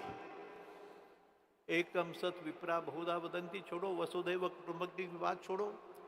ये नारा शायद इस हॉल में जो देख रहे हो, मैं रिक्वेस्ट करूंगा जो नए लोग आए हैं, जरा स्टैच्यू के सामने खड़े हो जाइए।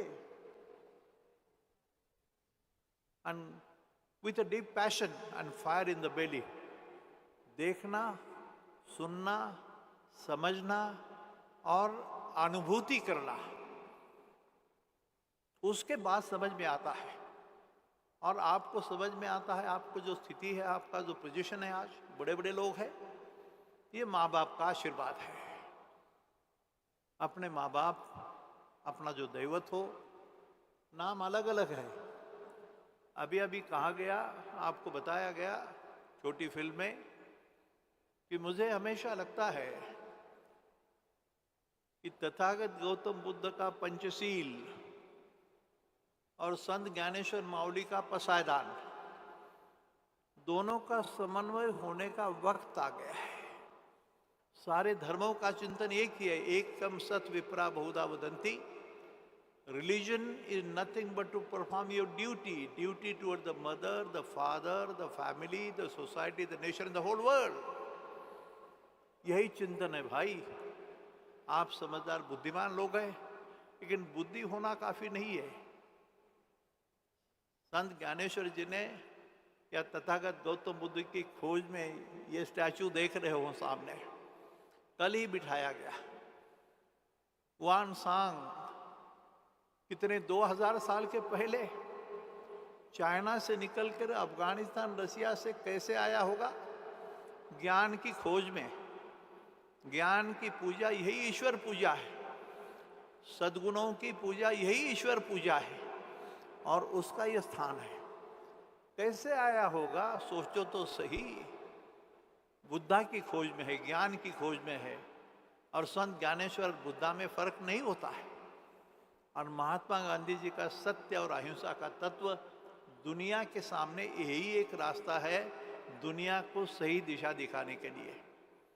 लंबी बात हो सकती है, आप बड़े समझदार हैं, मैं किसी का नाम लेना मुश्किल है मुझे, लेकिन आपका यहाँ आना और एक माहौल है दुनिया के सामने, बड़ी चिंतक है बात। राजनीति के बारे में मैं बोलूँगा नहीं, वो मेरा फर्ज भी नहीं, मैं उसमें जानता भी नहीं। लेकिन मैं जब बोलता हूं तो आलंदी, अजमेर बेटा है, बेटा सामने, अमृतसर और अयोध्या, ये सारों को जोड़ना है भाई, ये सब को जोड़ना है, और वही एक रास्ता है। मुझे फर्क नहीं आता। यहाँ देखिए, कल ये स्टैच्यू बिठा गया, पारसी कम्युनिटी का मेरी बहन यहाँ बैठी है, जिनके कारण ये हुआ। लेकिन नेटवर्किंग ऑफ माइंड्स, मशलकर सर ने कहा कि वो फिजिसिस्ट है, वो really speaking he is a man of chemistry of mind. मन की केमिस्ट्री क्या है भाई?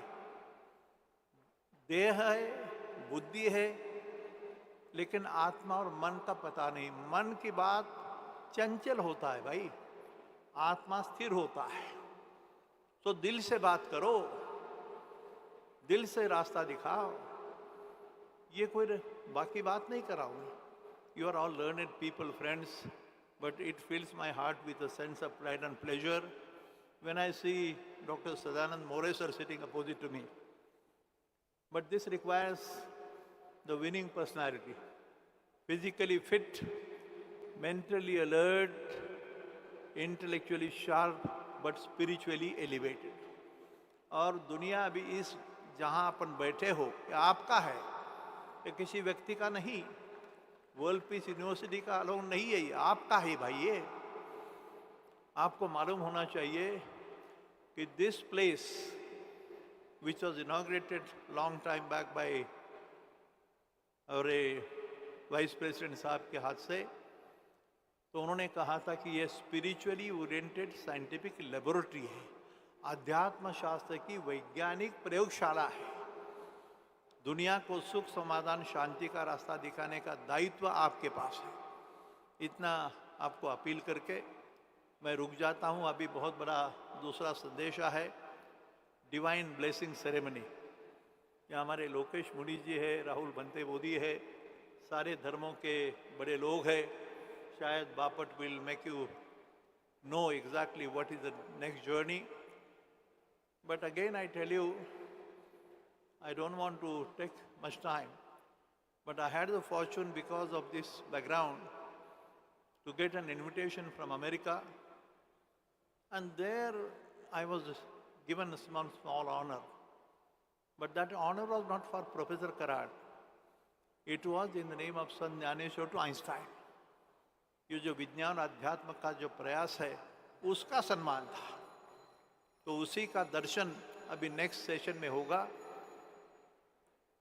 मुझे कभी कभी लगता है ये Indian time means not to follow time. 24,000 लोग एक हॉल में, 24,000, no whispering, no mobile, absolute discipline.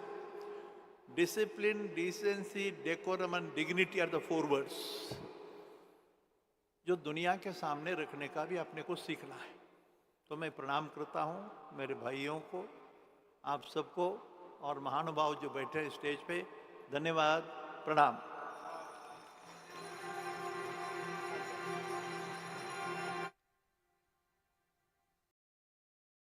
Let's give a standing ovation, my friends, to revered Professor Dr. Vishwanath D. Karat, sir. The person, the creator, the motivation and inspiration behind this World Peace Dome, and a big round of applause, my friends.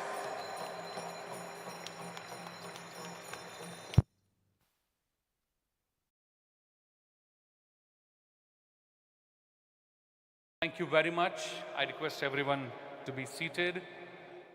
My friends, I would like to thank all the dignitaries who joined us for the inaugural session, and we are now continuing this session into the very first session of 10th World Parliament of Science, Spirituality, Religion and Philosophy. But before I thank all the dignitaries on the stage, I request them to give us a group photograph. A group photograph, if all the dignitaries can give us by holding the brochure in the hand. The brochure which is in front of you, if you can please hold it in your hands. A very inaugural photograph of 10th World Parliament of Science, Religion and Philosophy. A big round of applause, everyone. The memorable photograph of the inaugural session of the 10th World Parliament of Science, Religion, Spirituality and Philosophy. Thank you very much, dignitaries. We would like to get the stage ready for the first session. The first session is an extremely important session. The concept and role of religion, the divine blessing ceremony by the most respected and revered heads of the world religions. And I would like to invite all the personalities holding hands for strengthening and ensuring the peace in the world. Such a beautiful and memorable photograph.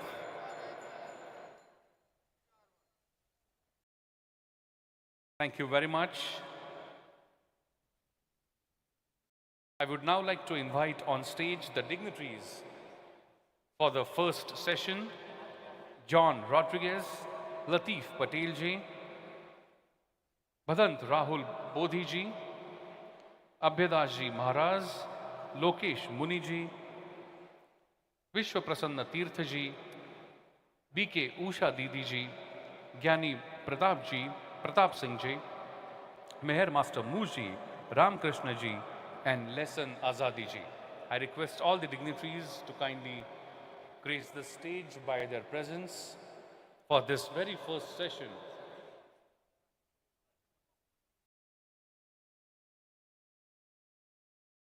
I request Usha Didi ji to please wait on stage.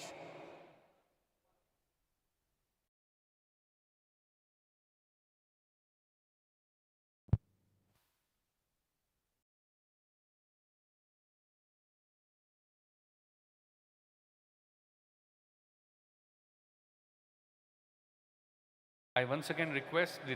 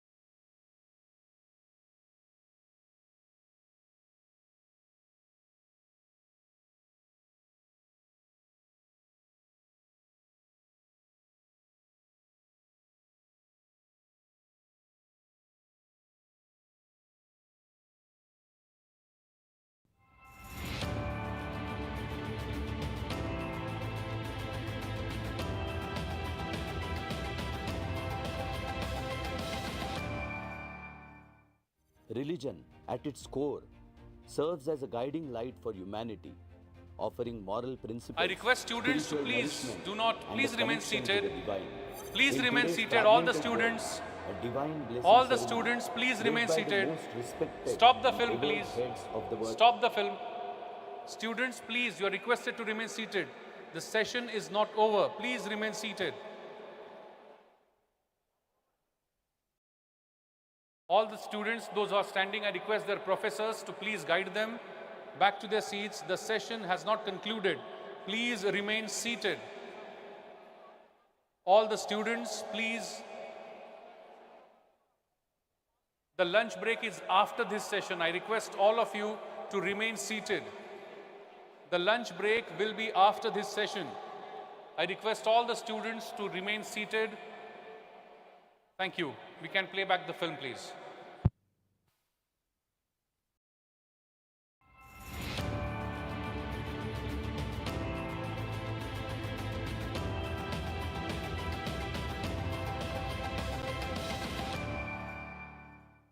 Religion, at its core, serves as a guiding light for humanity, offering moral principles, spiritual nourishment, and a connection to the divine.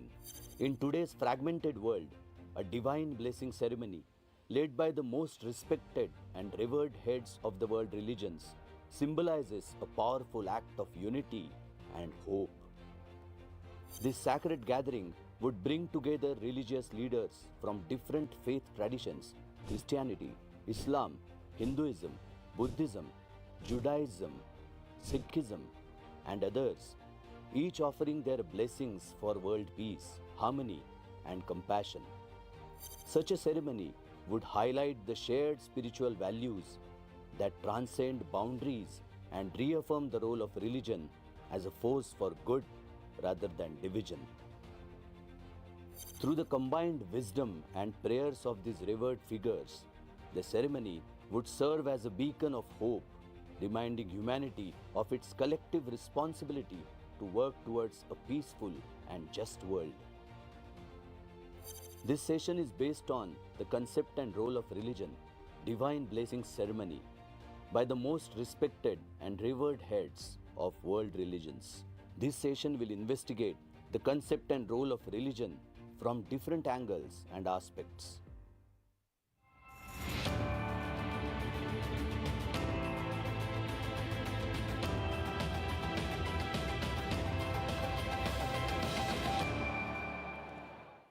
Ladies and gentlemen, esteemed guests and revered religious leaders, it is my privilege to introduce the session 1, the concept of role of religion, where we explore the profound influence religions hold in shaping the moral and spiritual foundation of humanity. Throughout history, religion has provided the individuals and communities with the sense of purpose, guiding them through the ethical dilemmas and offering a pathway to connect with the divine. At its core, religion fosters values such as compassion, empathy, justice, and peace. Values that transcend cultural and geographic boundaries. Today, we are honored to be joined by the most respected and revered heads of various religions from around the world.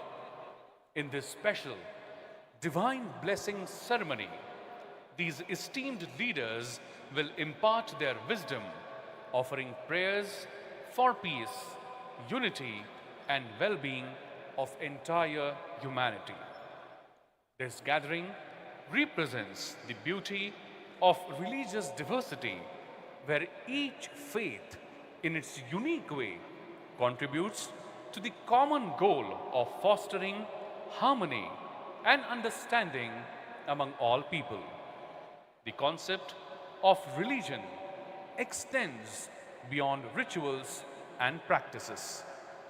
It is a force that binds individuals to higher ideals, reminding us of our shared responsibility to to care for one another and the world we inhabit. In this session, we seek to highlight the role religion plays in promoting peace and reconciliation in the world, often divided by conflict, by embracing the principles of universal love and tolerance.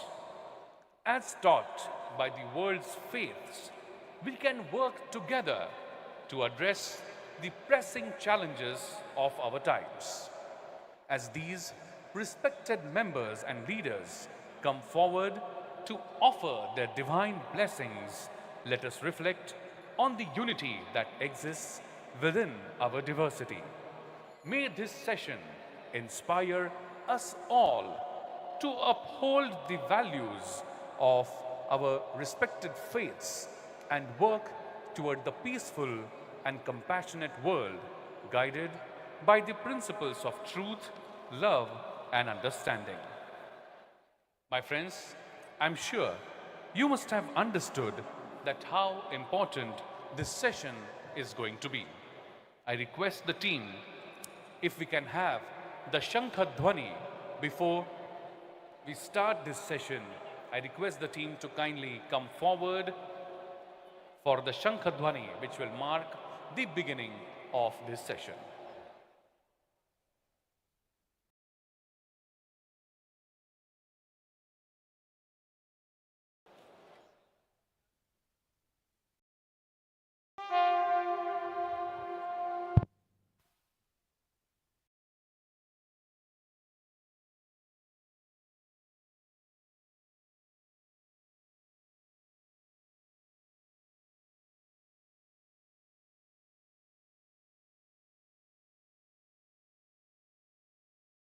Thank you very much. And now I would like to invite the Associate Dean of Department of Peace Studies at MIT World Peace University, Professor Milind Patriji, for the Om meditation.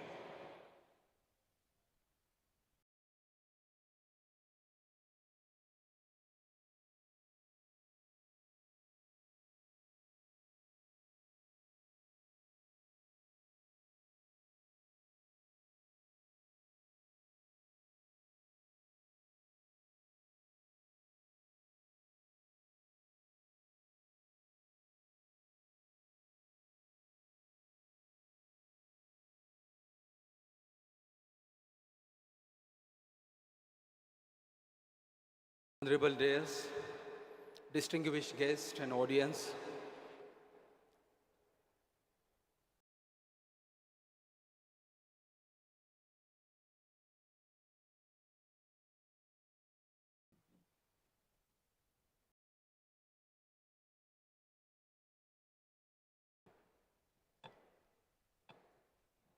this is the 10th World Parliament of Science, Spirituality / Philosophy, Religion and Philosophy.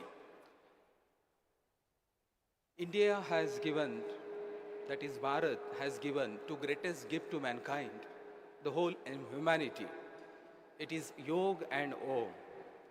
Om stands not only as a sacred symbol, but it stands for the ultimate reality.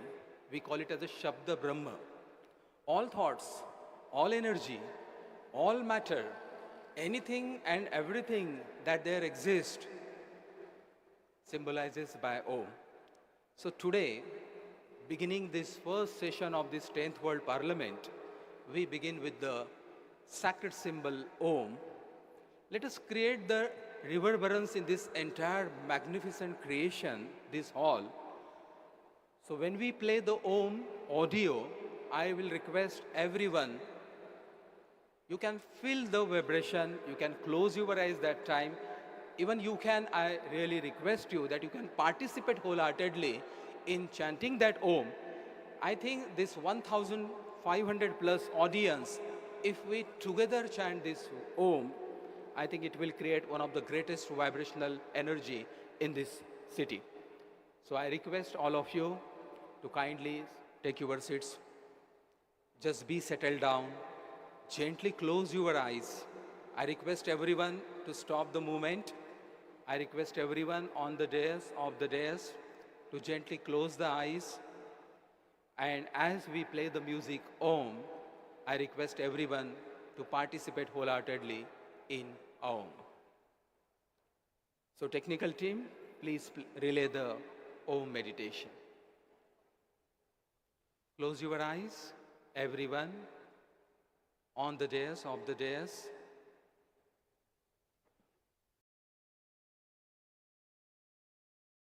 Close the eyes.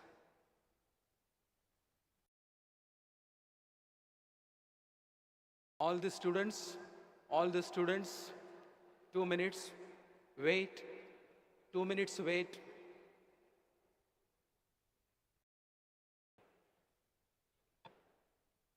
Okay. Technical team, do you have the Om meditation ready with you? Right. Relay the meditation. All of you, kindly close your eyes. Again, I request. Yes.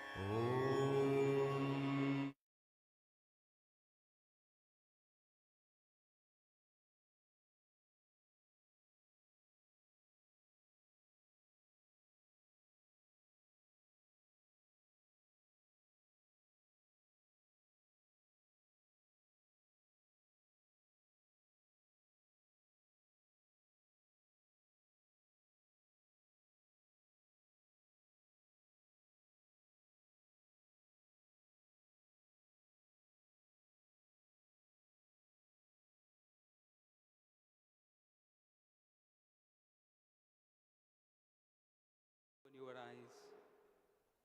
Be quiet. Be quiet. Listen to the inner turmoil.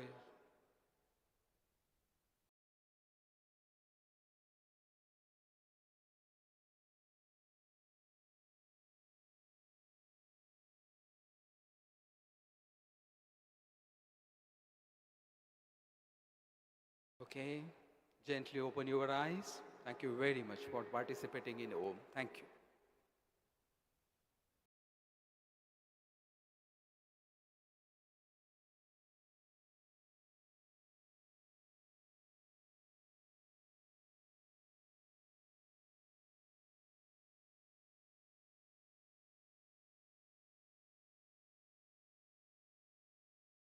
Thank you very much.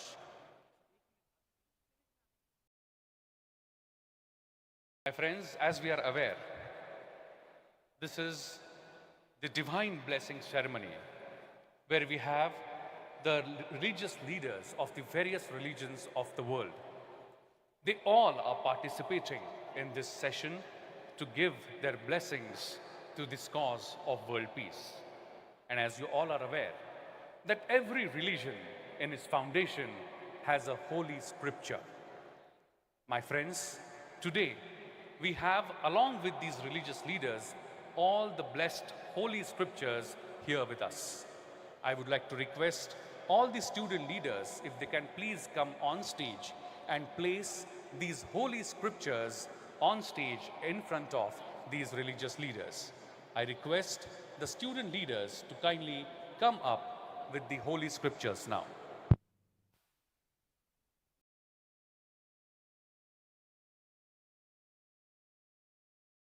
Such a beautiful moment where these holy scriptures are being brought. The Quran, the Bhagavad Gita, Guru Granth Sahib, all the holy scriptures of the world, of the various religions are being brought on the stage. Such a beautiful moment. These young student leaders are bringing these holy scriptures for the divine blessing ceremony.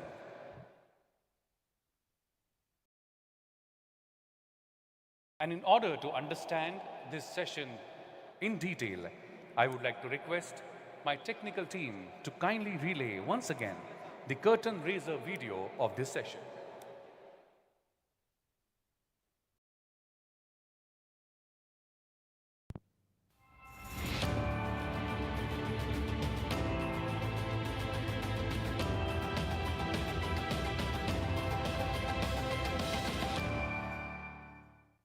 Religion, at its core, serves as a guiding light for humanity, offering moral principles, spiritual nourishment, and a connection to the divine.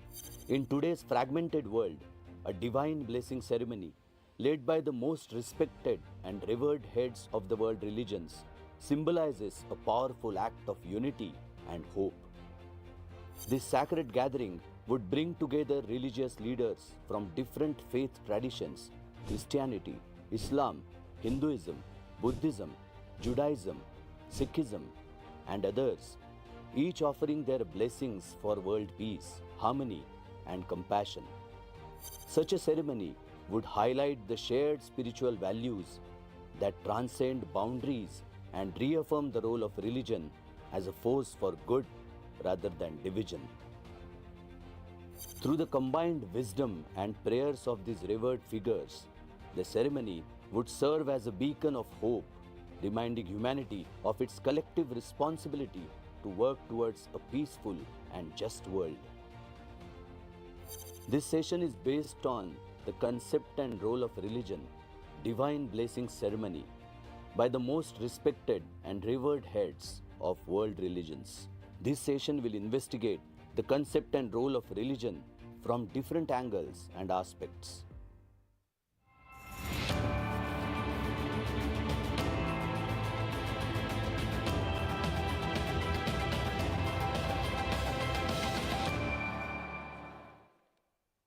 Thank you very much. My friends, now in this session, all these respected leaders are going to come forward and offer their divine blessings to reflect on the unity that exists within our diversity. May this session inspire us all to uphold the values of our respective faiths and work toward a peaceful and compassionate world. I would like to humbly request all the religious leaders, those who are present here today, and those who are going to give us their divine blessings. I'm going to request all of you that you all give us your blessings, your thoughts in 8 to 9 minutes of time so that all of you can offer their blessings. Thank you very much. To begin this very divine blessing ceremony, I would like to first invite to offer the divine blessings revered Shri Shri 1008 Honorable Shri Swami Vishwa Prasanna Tirthaji of Pejawar Mutt, Udupi.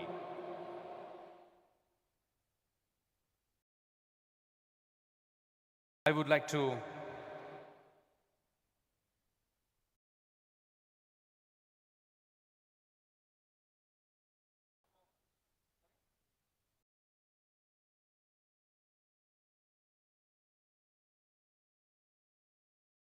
my friends, on behalf of revered His Holiness Pope Francis of the Vatican City, Rome, the blessing message would be given to us by the Suresh Ramakrishna ji, the representative.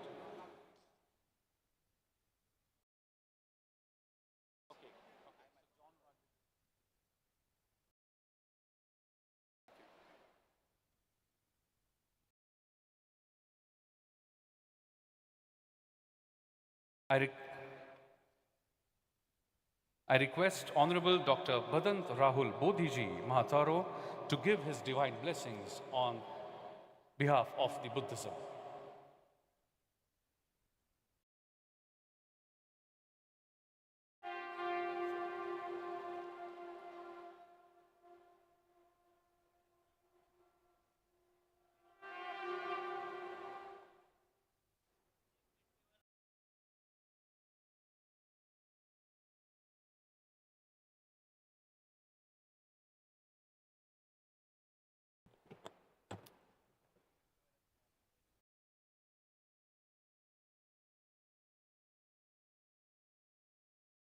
NaMo बुद्धाय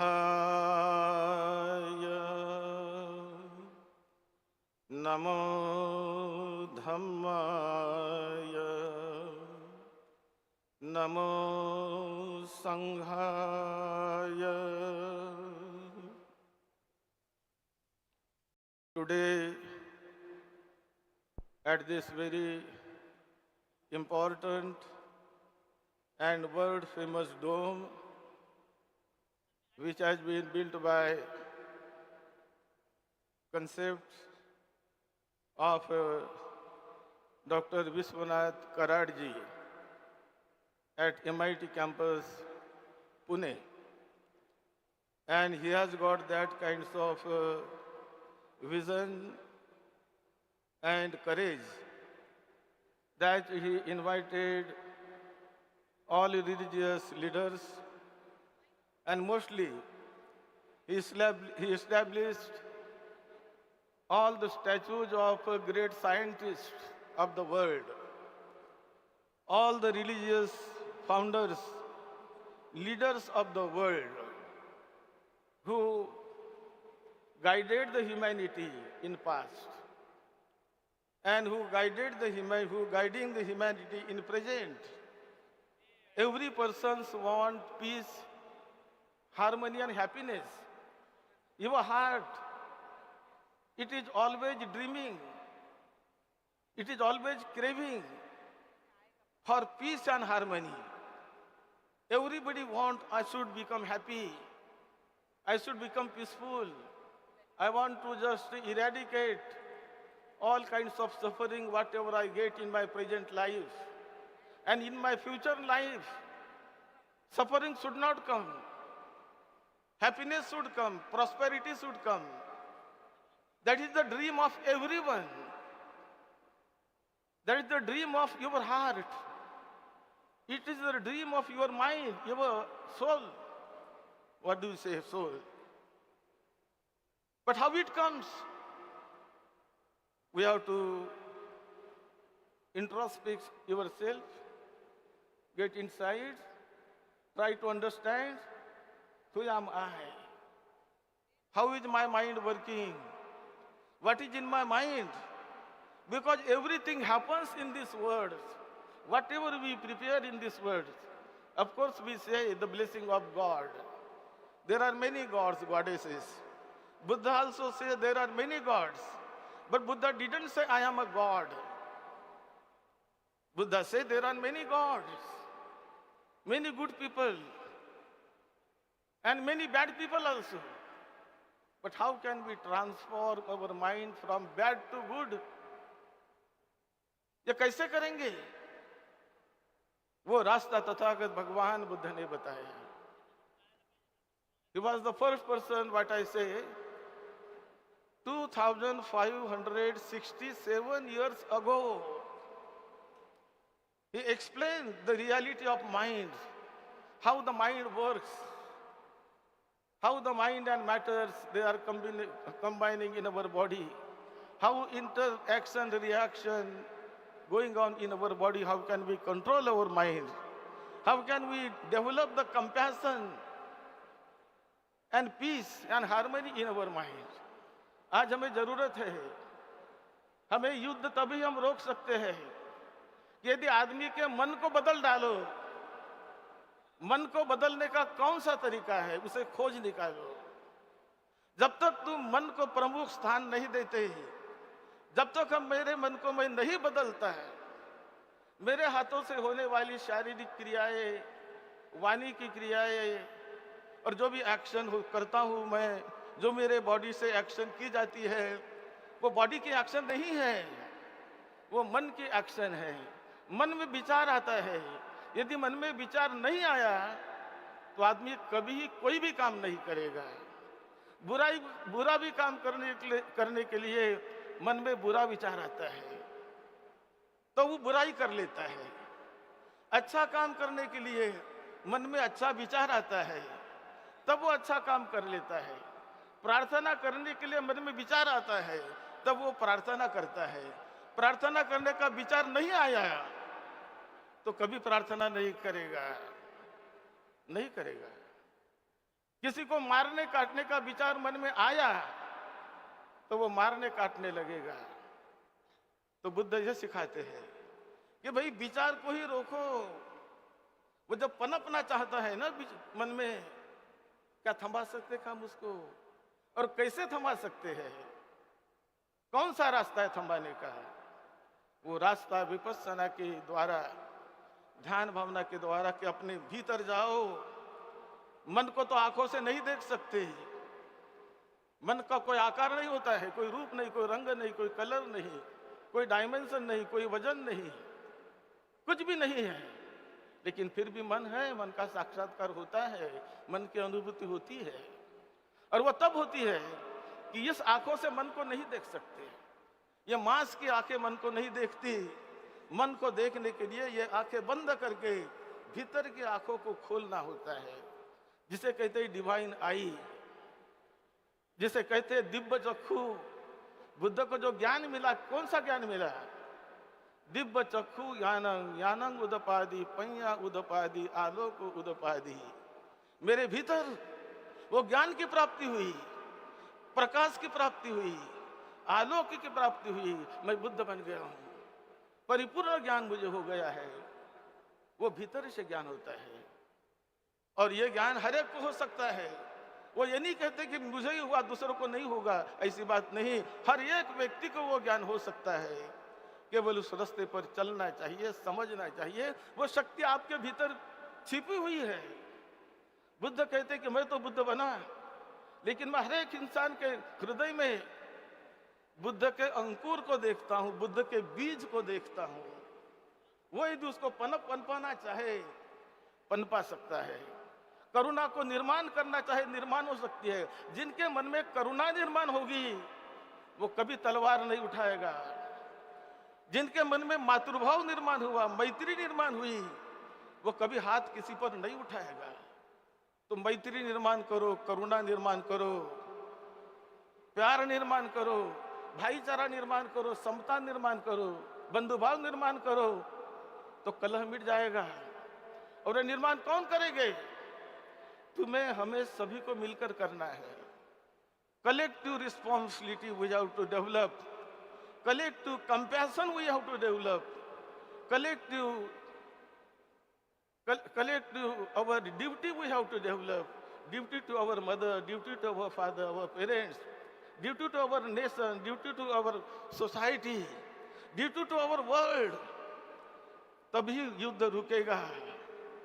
compassion निर्माण करेंगे तो युद्ध रुकेगा। नहीं तो कल हमने जो शांति का दिन पाला, मैंने सुना, जब भी सुन रहा था मैं, कि हम इधर शांति का गौरव कर रहे थे, दिन मना रहे थे, और दूसरे जहां बम फेंके जा रहे थे, बारूद के गोले फेंके जा रहे थे। तो यह कब परिवर्तन होगा?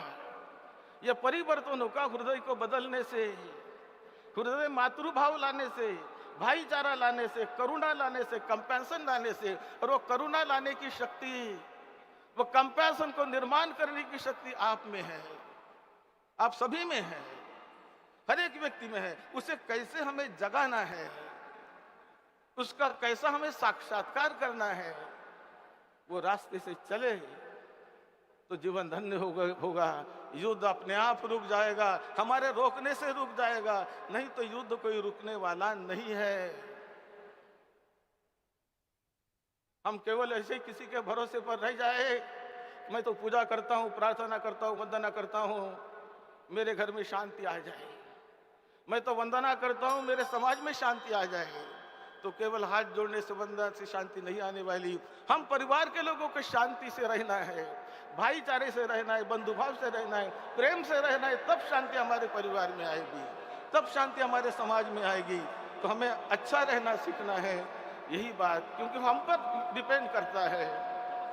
क्योंकि विभिन्नता तो होती है, ये निसर्ग का धर्म है, लेकिन विभिन्नता में भी एकता लाने वाले हम ही हैं। मैं बहुत बहुत सराहना करता हूँ आप सभी की, और बहुत धन्यवाद देता हूँ कि आज जो विश्वनाथ कराड़ जी ने ये जो कार्यक्रम रखा है, हर समय रखते हैं, 10वां ये साल है, तो इस प्रकार के कार्यक्रम रखने से ही हमारा भाईचारा बढ़ेगा, मैत्री बढ़ेगी, करुणा बढ़ेगी, प्यार बढ़ेगा, और दुश्मनी और दुष्टता दूर हो जाएगी। ये दुष्टता दूर होवे, दुश्मनी दूर होवे, सबका मंगल हो, सबका हृदय करुणा से भर जाए, मैत्री से भर जाए, प्यार से भर जाए। नमो तस् भगवतो अरहतो सम्मा संबुद्धस्य। पंचशील से सभी का जीवन धन्य होगा। 5 शील ये कर्तव्य है, उसका पालन करो, और ये हम कर सकते हैं। बुद्ध की पूजा ज्ञान की पूजा है, और यही पूजा हमें करनी है, तो हमारा जीवन बदल जाएगा। अब सबका मंगल हो, सबको सुख शांति मिले, यही मंगल मैत्री। भवतु सब मंगलम, भवतु सब मंगलम। Thank you. Thank you very much. Let's give a big round of applause, my friends, to Honorable Dr. Rahul Bodhiji Mahatharo for giving his blessings on behalf of Buddhism. My friends, it is really indeed a divine blessing ceremony in which I would like to once again request all the religious leaders to take the advantage of these 9 minutes and give us the message that their religion brings to the world in terms of peace. What action their religion suggests to bring peace, establish peace. So it is once again request to all the religious leaders to please give us this particular important message in this conference in the 9 minutes which you have. And now I would like to invite on stage revered Acharya Honorable Lokesh Muniji, the representative of Jainism, to offer his divine blessings. Please put your hands together and welcome with a round of applause Acharya Lokesh Muniji.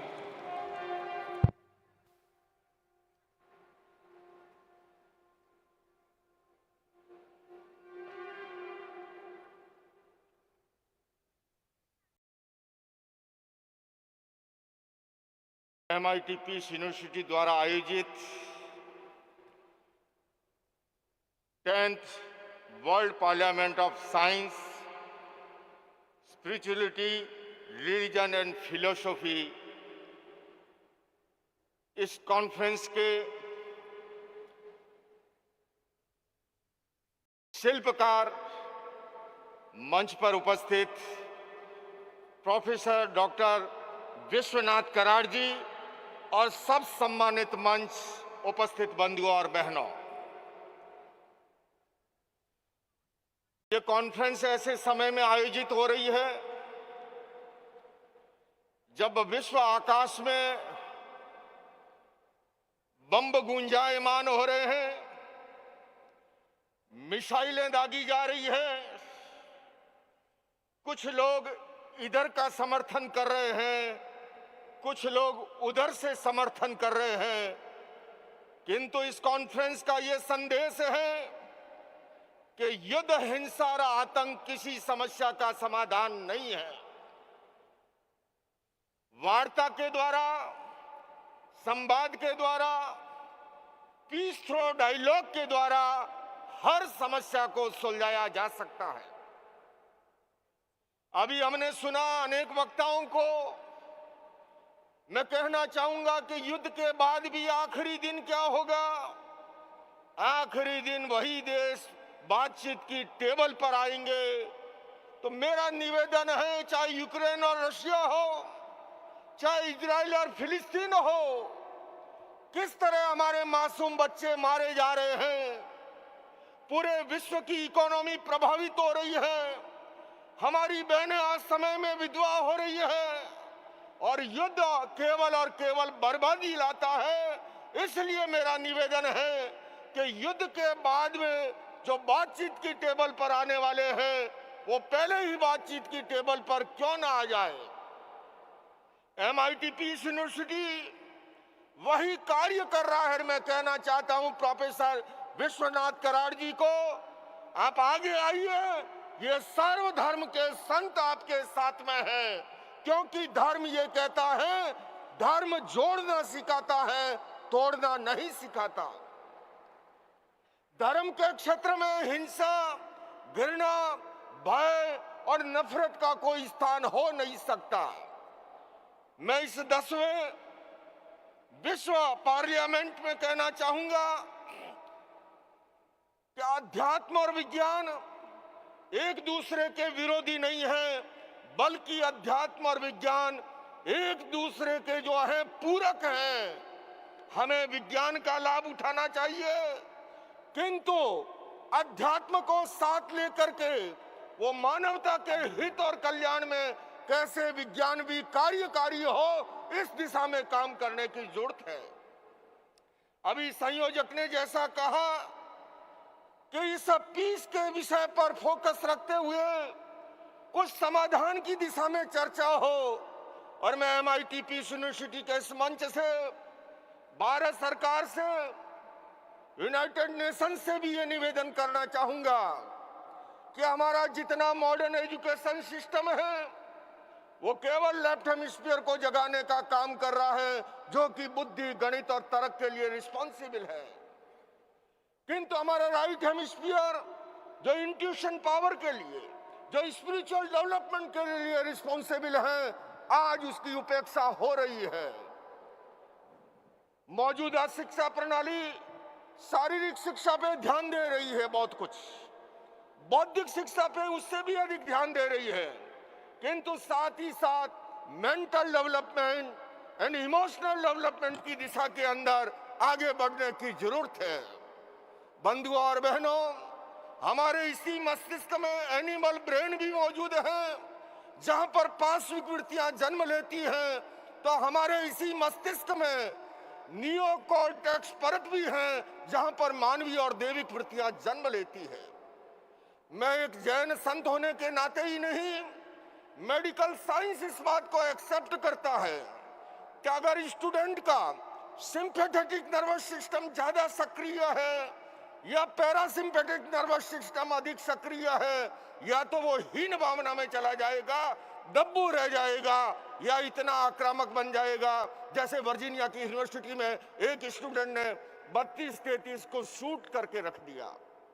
पिछले वर्ष अमेरिकी राष्ट्रपति Joy Biden से मेरी चर्चा हो रही थी, मैंने उन्हें भी निवेदन किया। अमेरिका की बड़ी प्रॉब्लम है गन वायलेंस की। मैंने उनसे कहा कि गन तो एक इंस्ट्रूमेंट है, असली प्रॉब्लम गन की नहीं, वो इस मस्तिष्क की है, वो इस खोपड़ी की है। इस मस्तिष्क को प्रशिक्षित करने के लिए जब तक आप पीस एजुकेशन कार्यक्रमों को इंट्रोड्यूस नहीं करेंगे, आज अपेक्षा है प्राइमरी एजुकेशन से पीस एजुकेशन जैसे कार्यक्रमों को इंट्रोड्यूस किया जाए, जिससे कि हमारी नई पीढ़ी जो है उसका संतुलित विकास हो, उसका सर्वांगीण विकास हो, और वह विश्व की समस्याओं का समाधान में अपना योगदान दे सके।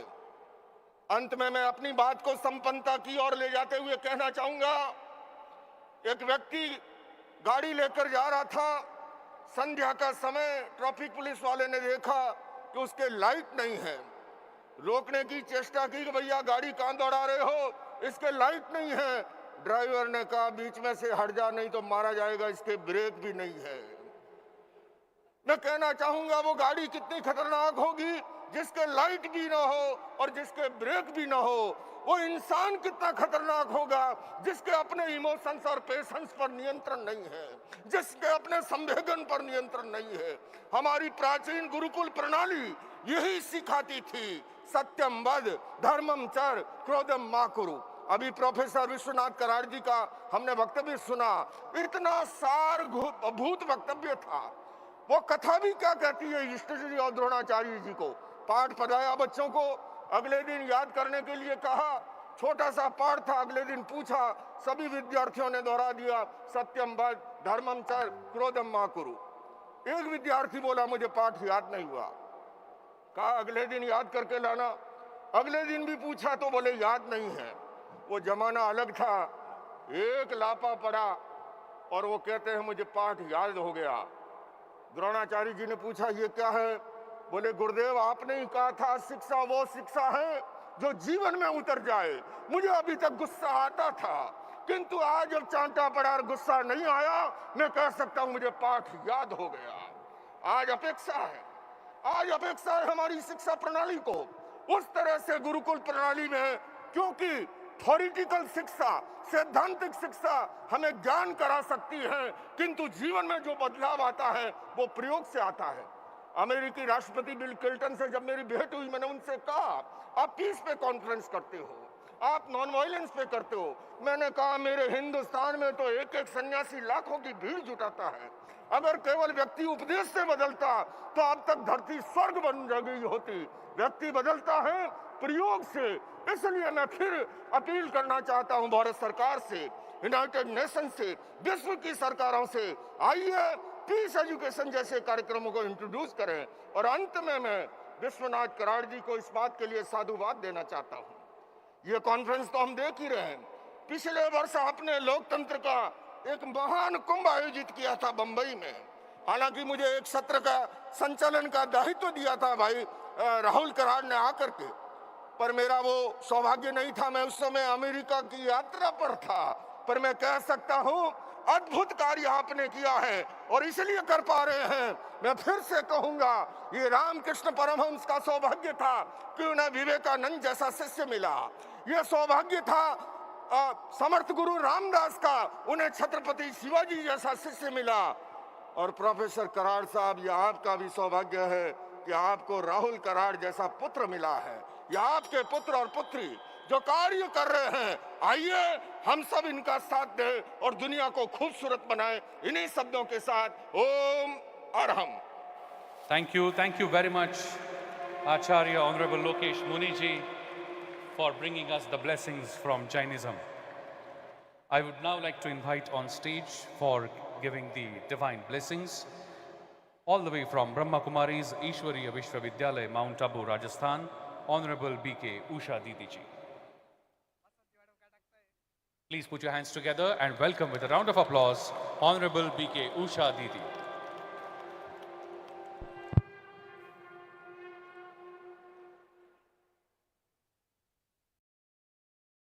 ओम शांति। आदरणीय रेवरेंड विश्वनाथ कराड़ भाई जी, डॉक्टर विजय भाटकर जी, आज के इस मंच पर आसीन सभी धर्म के विशेष व्यक्तित्व जो इस विश्व के अंदर शांति के लिए अपना विशेष सुझाव और प्रैक्टिकल जो एक्शन है, क्या एक्शन प्लान ला रहे हैं, उसकी चर्चा करने के लिए यहाँ एकत्रित हुए हैं। प्रजापिता ब्रह्मा कुमारी ईश्वरीय विश्वविद्यालय माउंट आबू से विशेष यही संदेश सारे विश्व में गुंजा रहे हैं कि आज नवरात्र के इस पावन पर्व पर, प्रथम दिन पर, जहां शिव शक्तियों का यादगार दिन मना रहे हैं सारे भारत में, तो क्या विश्व के अंदर आत्मा को कहा जाता है आत्मा शक्ति है।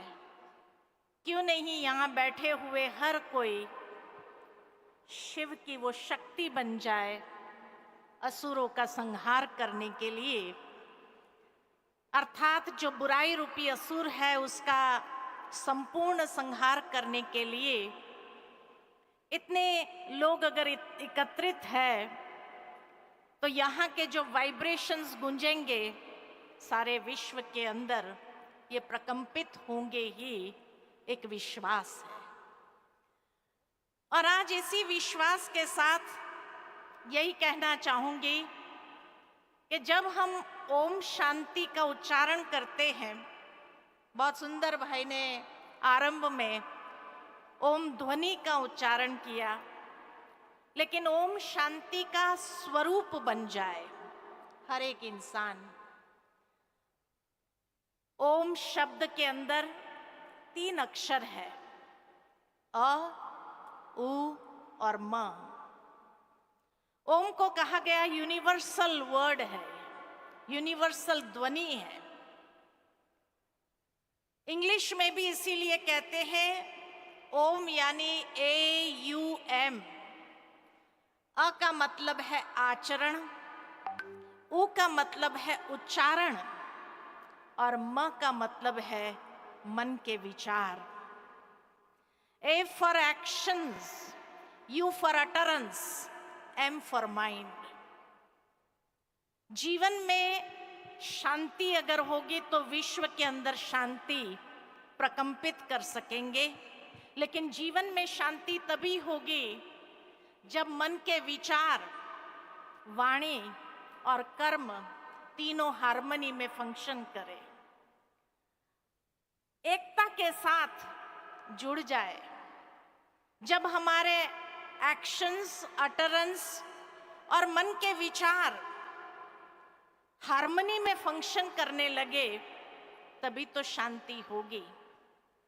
आज मन के विचार शायद बहुत अच्छे हैं, या जैसे कहा कि विश्व के अंदर जो युद्ध की स्थिति है, वो युद्ध की स्थिति इसलिए है कि कहीं ना कहीं मनुष्य के मन के विचार में बहुत क्रोध है, आवेश है, बहुत नेगेटिविटी है, नकारात्मकता भरी हुई है।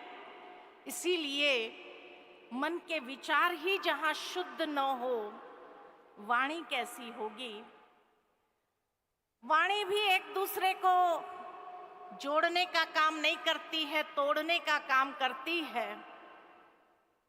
बहुत सुंदर उन्होंने कहा, लोकेश मुनि जी ने, कि एक है सुई धागे का कार्य जो जोड़ने का काम करता है, एक है कैंची का काम जो काटने का काम करता है। हमें किसको साथ देना है? हमें क्या बनना है? सुई धागा बनना है या कैंची बनना है? बहुत सुंदर वो बात स्मरण आ जाती है कि एक बार एक टेलर था, कपड़ा कटिंग करता था, और जहां कहीं भी सुई धागे से सिलना होता था, दोनों चीज उसके पास थी। लेकिन काटने के बाद कैंची को पैरों के नीचे दबाता था, जोड़ने के बाद सुई धागे को अपनी पगड़ी में लगा देता था। उसका बेटा ये देखता रहता था। सवाल पूछा, आप कैंची को पैरों के नीचे क्यों दबाते हो और सुई धागे को अपनी पगड़ी में क्यों बिठाते हो?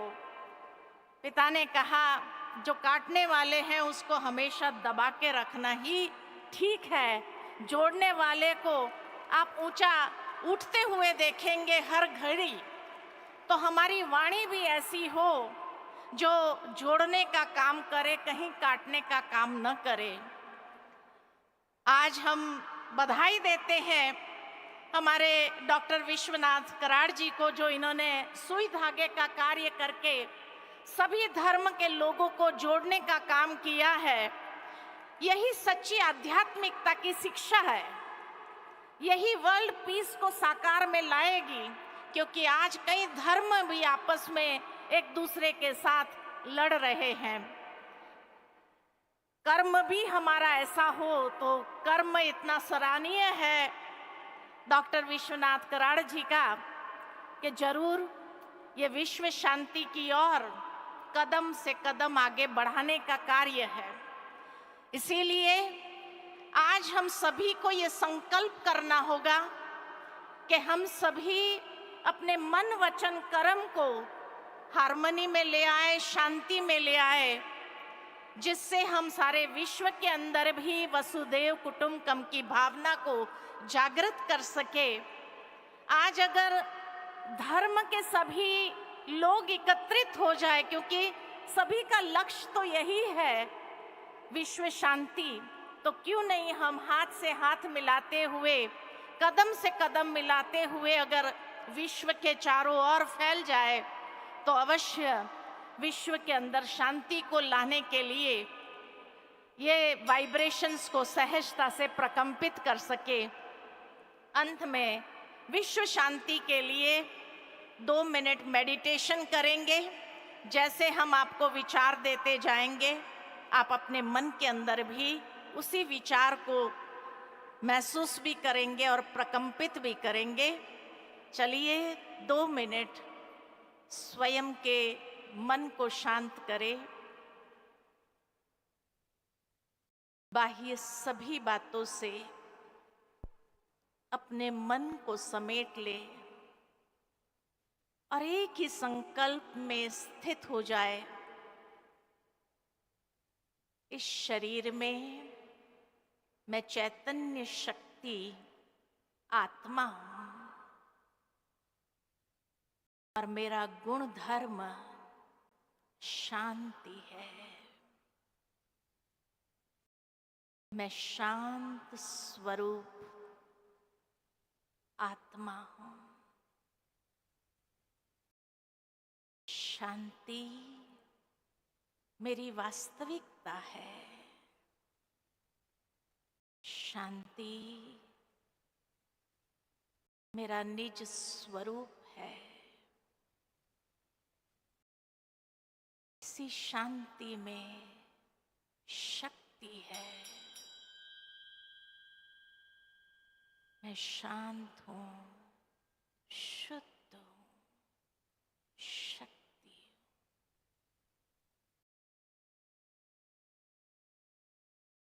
हूं। ओम शांति शांति शांति। Thank you very much, Honorable B.K. Usha Didi ji, for giving your divine blessings. And now, on behalf of the religion of Sikhism, we have the presence of Honorable Gyani Pratap Singh ji, but to offer the divine blessings on behalf of Sikhism, I would like to invite on mic Shri Manjeet Singh Khalsa ji on behalf of Sikhism.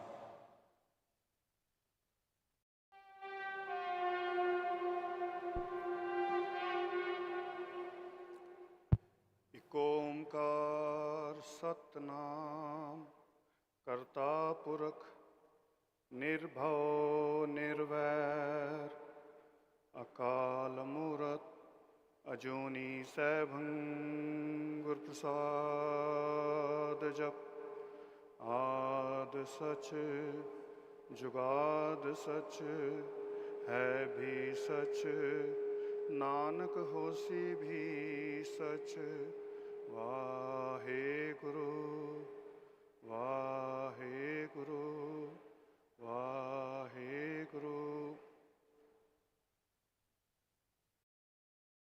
10th World Parliament of Science, Spirituality and Philosophy। मंच पर विराजमान professor doctor Vishwanath Karad, doctor Bhatkar एवं सारे धर्मगुरु और audience, ये एक अलग तरह की मुझे खुशी महसूस हो रही है कि वर्ल्ड पीस पार्लियामेंट में आज मैंने शिरकत की है। जो संसार आज जिस तरह चल रहा है, जैसा अभी मुनि जी ने भी कहा, तो मेरी सभी से ये प्रार्थना रहेगी कि कुछ ऐसा किया जाए कि विश्व में शांति हो। जैसा कि हिंदू धर्म में भी धर्म की जय हो, अधर्म का नाश हो, प्राणियों में सद्भावना हो, विश्व का कल्याण हो। मुझे आज जो मैं सिख धर्म को बिलोंग करता हूँ, सबसे पहली फिलॉसफी है कि सिख क्या है, what is the meaning of Sikh. दाढ़ी रख लेने से, केस बड़े कर लेने से पगड़ी बांध देने वाला सिख नहीं होता है। सिख का असली मीनिंग है सीखने वाला, द वन हू लर्न्स, जो सीखता है। गुरु होता है जो टीचर। तो हमारे 10 गुरु साहिबान हुए हैं, जिन्होंने हमें सिक्खी क्या दी भाई? सिक्खी दी प्यार से रहो, मिल के रहो। और जो गुरु ग्रंथ साहब महाराज जी क्या है वो, मैं कहूँगा कि वर्ल्ड प्योरेस्ट रिलीजन और यंगेस्ट रिलीजन। सभी धर्म महान हैं, सभी धर्मों के जो अच्छी चीज़ें थी उनका निचोड़ जो है सभी धर्मों के संतों के, आप देखिए गुरु ग्रंथ साहब महाराज जी, आपको नामदेव जी, कबीर जी, रविदास जी, बाबा फरीद जी, इन सभी संतों की वाणी उसमें सम्मिलित है भाई। जब हम गुरु ग्रंथ साहब महाराज जी को नमन करते हैं तो मैं कहता हूँ सभी धर्मों को नमन किया जाता है, सभी को मत्था टेका जाता है।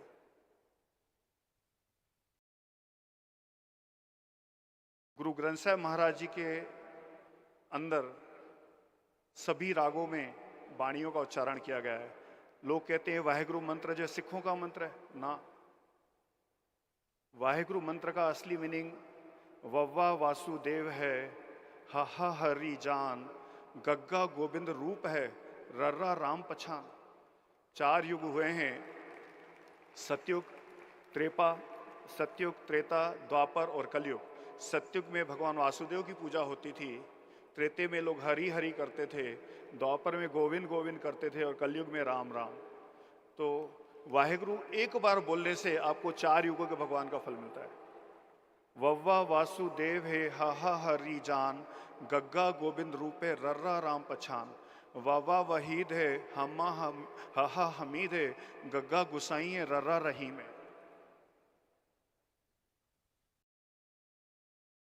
वाहेगुरु बोलने से क्या होता है? वह वश करे आपको, वह बोलने से आप वश में आते हैं।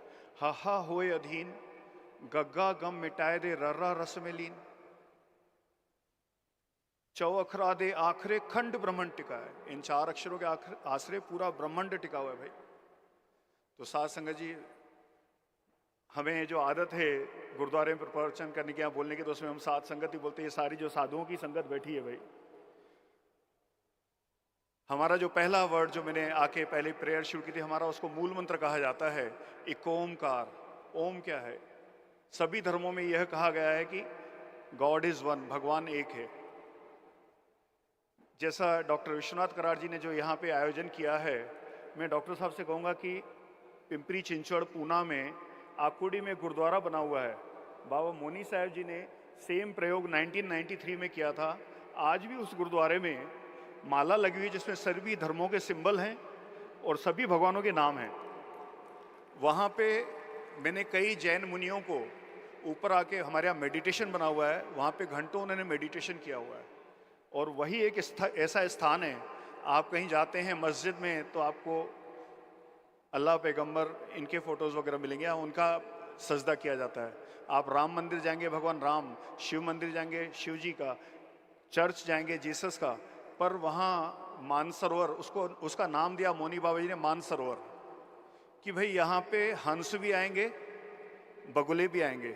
हंस वो होंगे जो यहाँ से नाम चुन के जाएंगे और नाम रूपी मोती लेके जाएंगे। तो मैं विश्वनाथ कराड़ जी को बहुत बहुत धन्यवाद कहूँगा कि उन्होंने ऐसा आयोजन संचालित किया। वाहिगुरु जी का खालसा, वाहिगुरु जी की फतेह। Thank you very much. Let's give a big round of applause, my friends, for the divine blessings from the Sikhism. Thank you very much. I would now like to invite on stage to share the divine blessings on behalf of Islam, Honorable Hazrat Sufi Sant Latif Patel ji.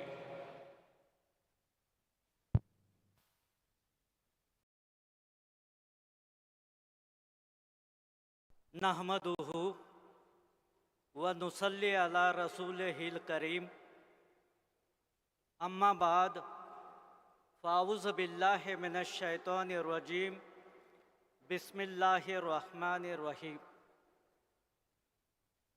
Quran करीम में सबसे बड़ा सूरा जो है उसका नाम सूरा अल बकरा, और उसमें अल्लाह तबारक व ताला ने शुरू ही में फरमाया है, ये जो किताब है अलिफ लाम मीम जालिकल किताब, ये रोशनी वाली है और ये हिदायत की किताब है। किसको हिदायत है? मानव जाति को, नस्ले आदम को क्या हिदायत है? वो फरमा रहा है, ऐ मेरे बंदो, बुराई से बचो, बदी से बचो, गुनाह से बचो और नेक अमल करो, सदाचरण करो, अच्छे अमल करो। अब यहाँ पर हम थोड़ा गौर करें तो वो माली के मुकर्रम क्या फरमा रहा है? वो ये फरमा रहा है कि बंदो बदी गुनाह से बचो। कैसे गुनाह होते हैं? इंसान के बॉडी से। कैसे होते हैं?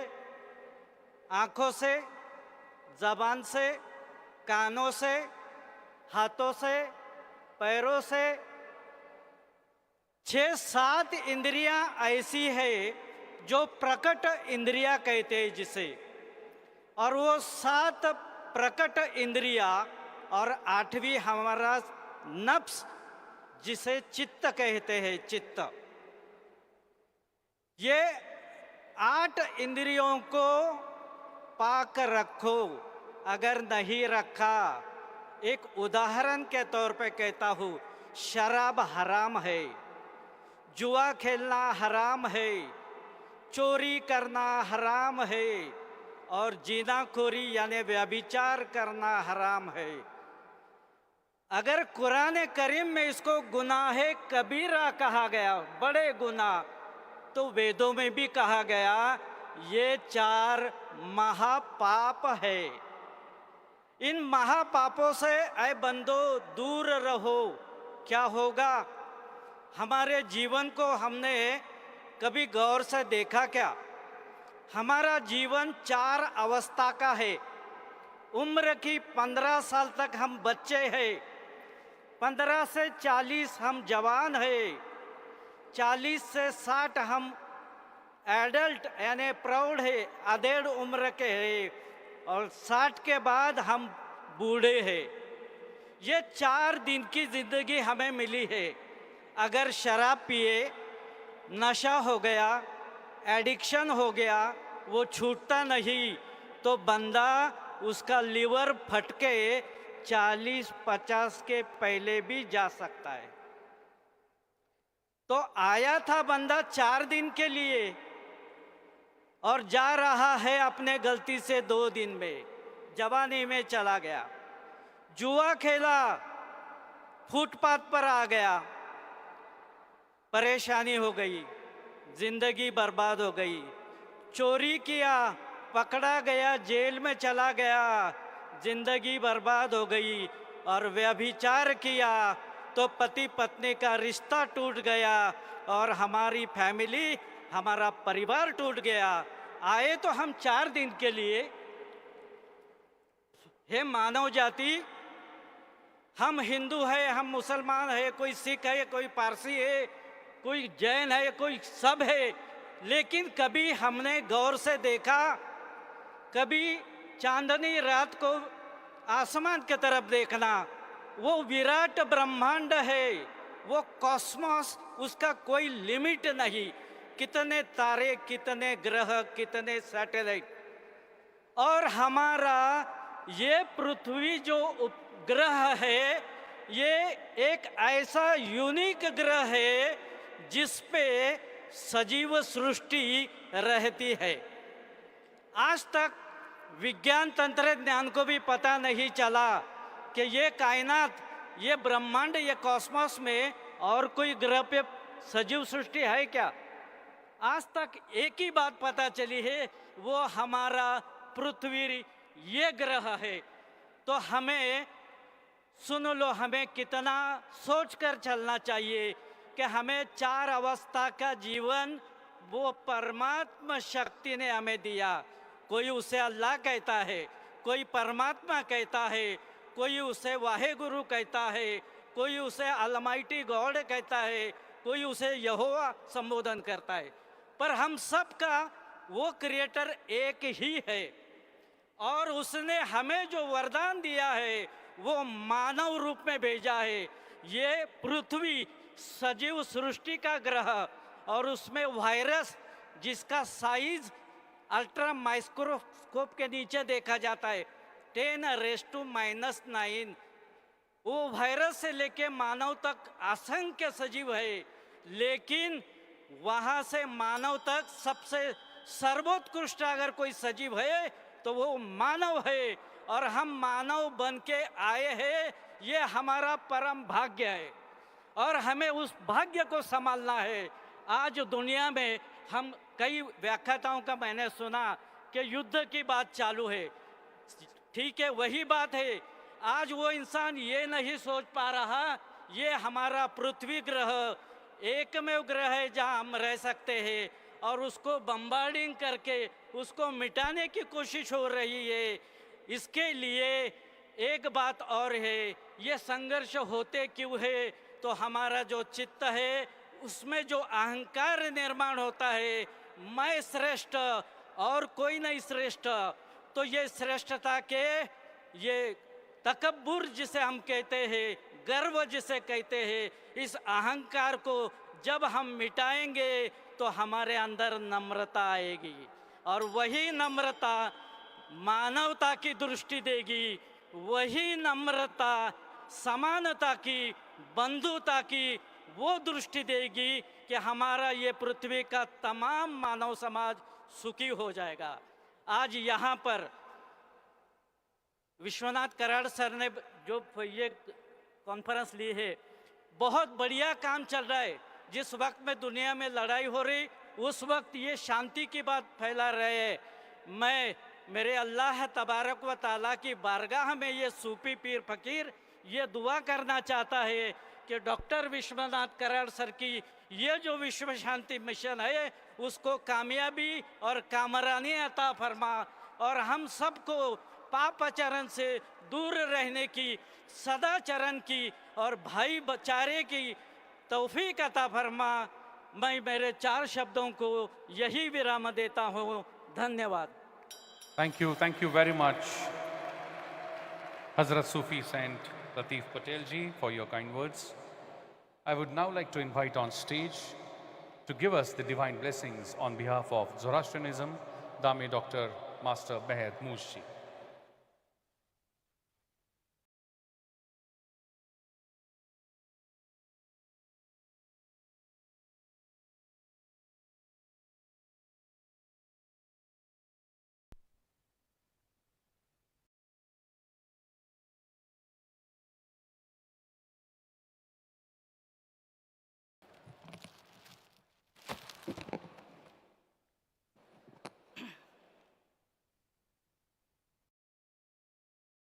Mashdao throw rai masdao, namasate atash masdao rao hudao mazishta yazata, Hashem mohu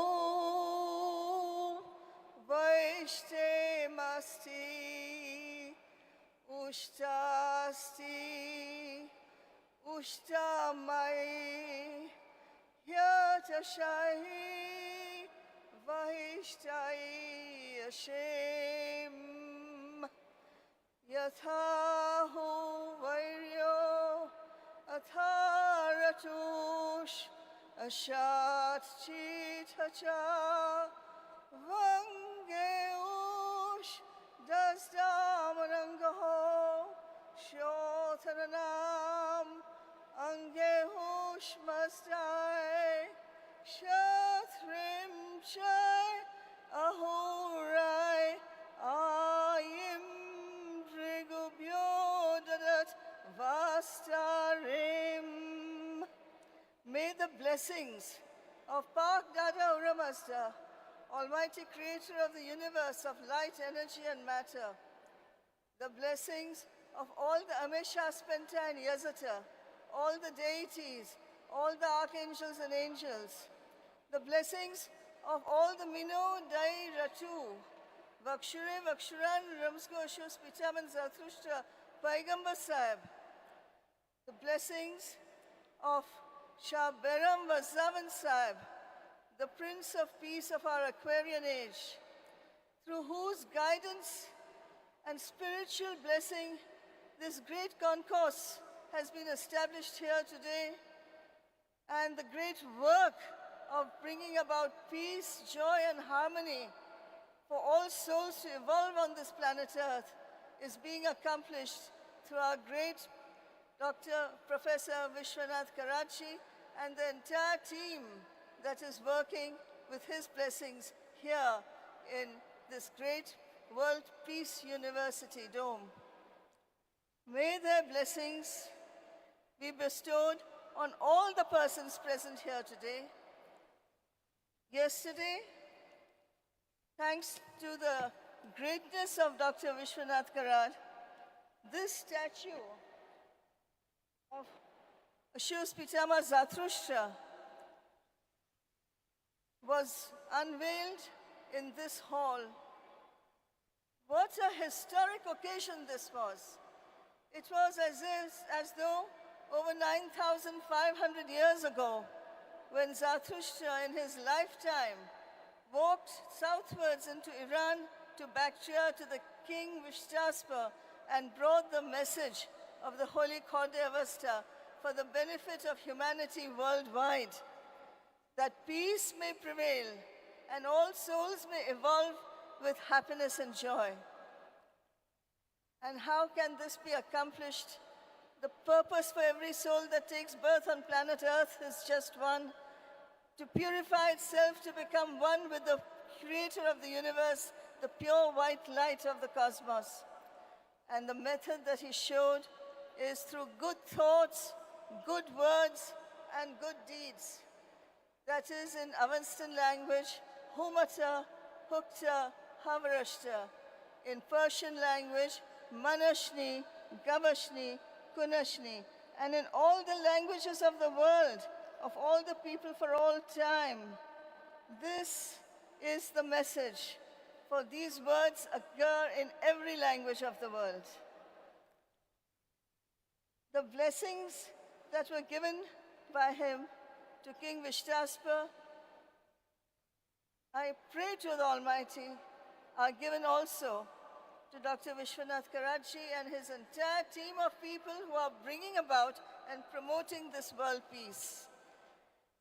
Today, the world is ravaged not only by war, which is in the minds of human beings, but by negative vibrations, the frequencies of which are spreading through the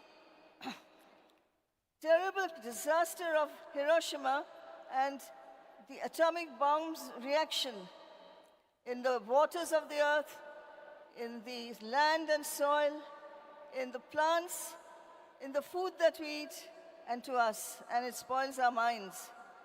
How to transform this negativity to positivity is through the power of vibrationary frequencies. Every dharma says the same. Produce the right sound vibration frequency, which produces the right colors of sunlight in the atmosphere.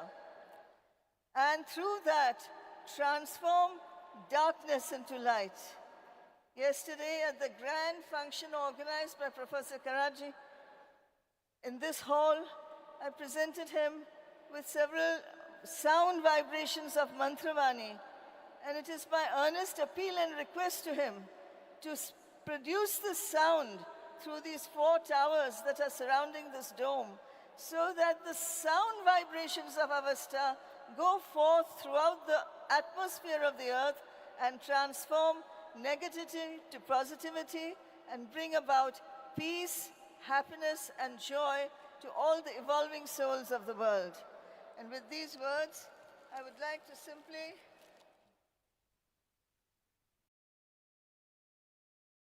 simply announce that this book is available to everybody who's present here who would like to have a copy.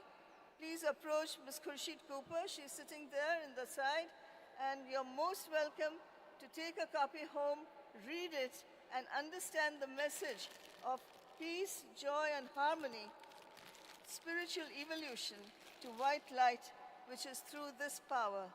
I would like to present these books to Dr. Professor Vishwanath Karachi as a token of my deep estimation and regard, deep love and respect for him. Thank you very much, Dame Dr. Master Meher Mujji.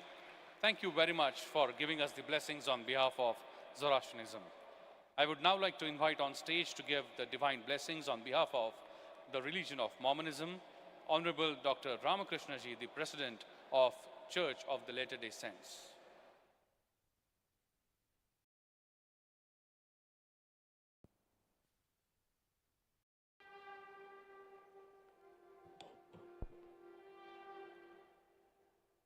Dear esteemed religious and political leaders and honored guests, I'm deeply honored to stand before you today as a representative of Christianity and from the Church of Jesus Christ of Latter-day Saints. It is a privilege to participate in this gathering where we are united in our desire to foster peace and understanding among all people, regardless of our backgrounds. We just witnessed that. All of the guests who came here and spoke, they only spoke about peace, spreading peace. Today I'd like to share a few thoughts on the concept of role and of religion in the world today, particularly as a force of peace. At its heart, religion addresses humanity's most profound questions. Who are we? Why are we here? What is our purpose? While there are many religious traditions in the world, each of them seeks to answer these universal questions. Though we may approach these questions differently, there is much we share. Most religions teach the importance of loving God, serving others, and living with integrity and compassion. For members of the Church of Jesus Christ of Latter-day Saints, we hold sacred teachings of Jesus Christ, who taught us, love thy neighbor as thyself. It is a principle that transcends religious boundaries and calls us to treat others with kindness, respect, and dignity. While religious doctrines may vary, the core values of peace, love, and service are shared the most faith traditions. Religious, when participated sincerely, is one of the most powerful forces of peace. It calls upon people to be better, to raise above selfishness, and seek the welfare of others. It teaches us to look beyond ourselves, to serve, to forgive, and to seek reconciliation. In the Church of Jesus Christ of Latter-day Saints, we believe deeply in the words of Jesus Christ, which says, "Blessed are the peacemakers, for they shall be called the children of God." For us, peace is not just the absence of conflict, but the presence of goodwill, justice, and mutual respect. Peace comes when we recognize our shared humanity and work together to promote harmony in our families, our communities, and at the world at large. While it is true that the religion has sometimes been associated with conflict, we must remember that the essence of true religion is peace. Almost every faith tradition teaches the importance of peace, whether it be the Christian call to love, the Hindu practice of ahimsa, and the Islamic dedication to justice and mercy. These principles are universal and can help us bridge divides and resolve conflicts peacefully. In the world of growing interdependence, interfaith dialogue such as this has become essential. It is through understanding and cooperation that we find solutions to the challenges that affect us. While we may differ in our beliefs, we share common goals: compassion, service, justice, and peace. We need to engage in interfaith dialogue like this.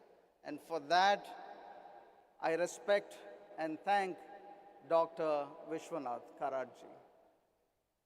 Of all leaders who've said today, there's so much of commotion in the world that's happening. And here we are talking about spreading peace, such a valuable one. My dear friends, I just wanted to, especially to the young ones, I wanted to address to you today, as much as you are to excel in secular education, remember, that is what is being taught.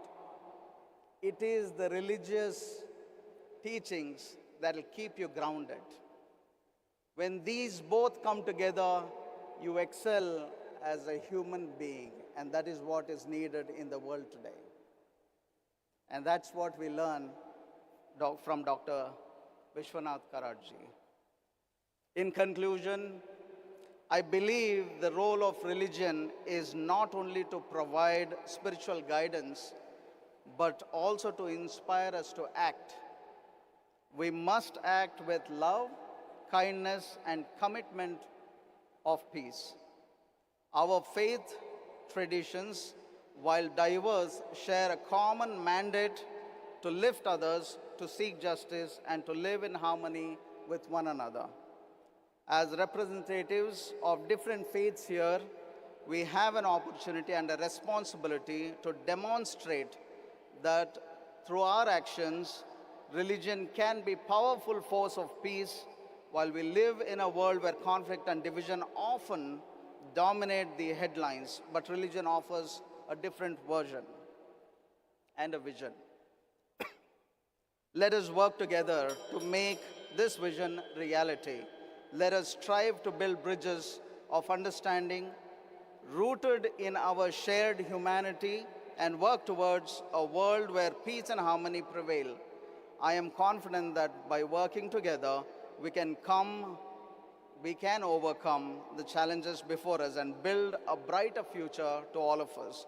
Thank you, and may the peace of God be with you all. Thank you very much, Honorable Dr. Ramakrishna ji, for your blessings. And now I would like to invite on stage to give the divine blessings on behalf of the religion of Baha'i, Honorable Dr. Lesson Azadi ji.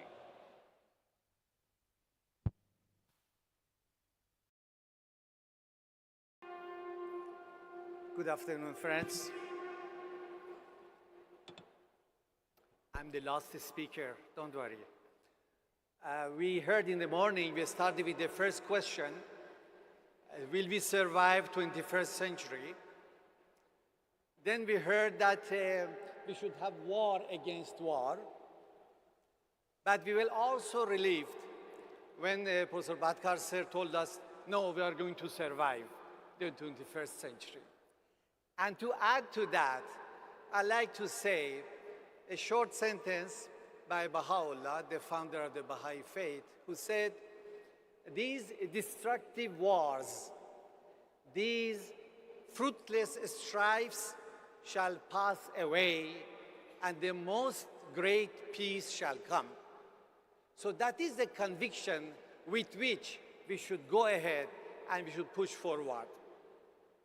Can I request all the students of MIT, can you please stand up?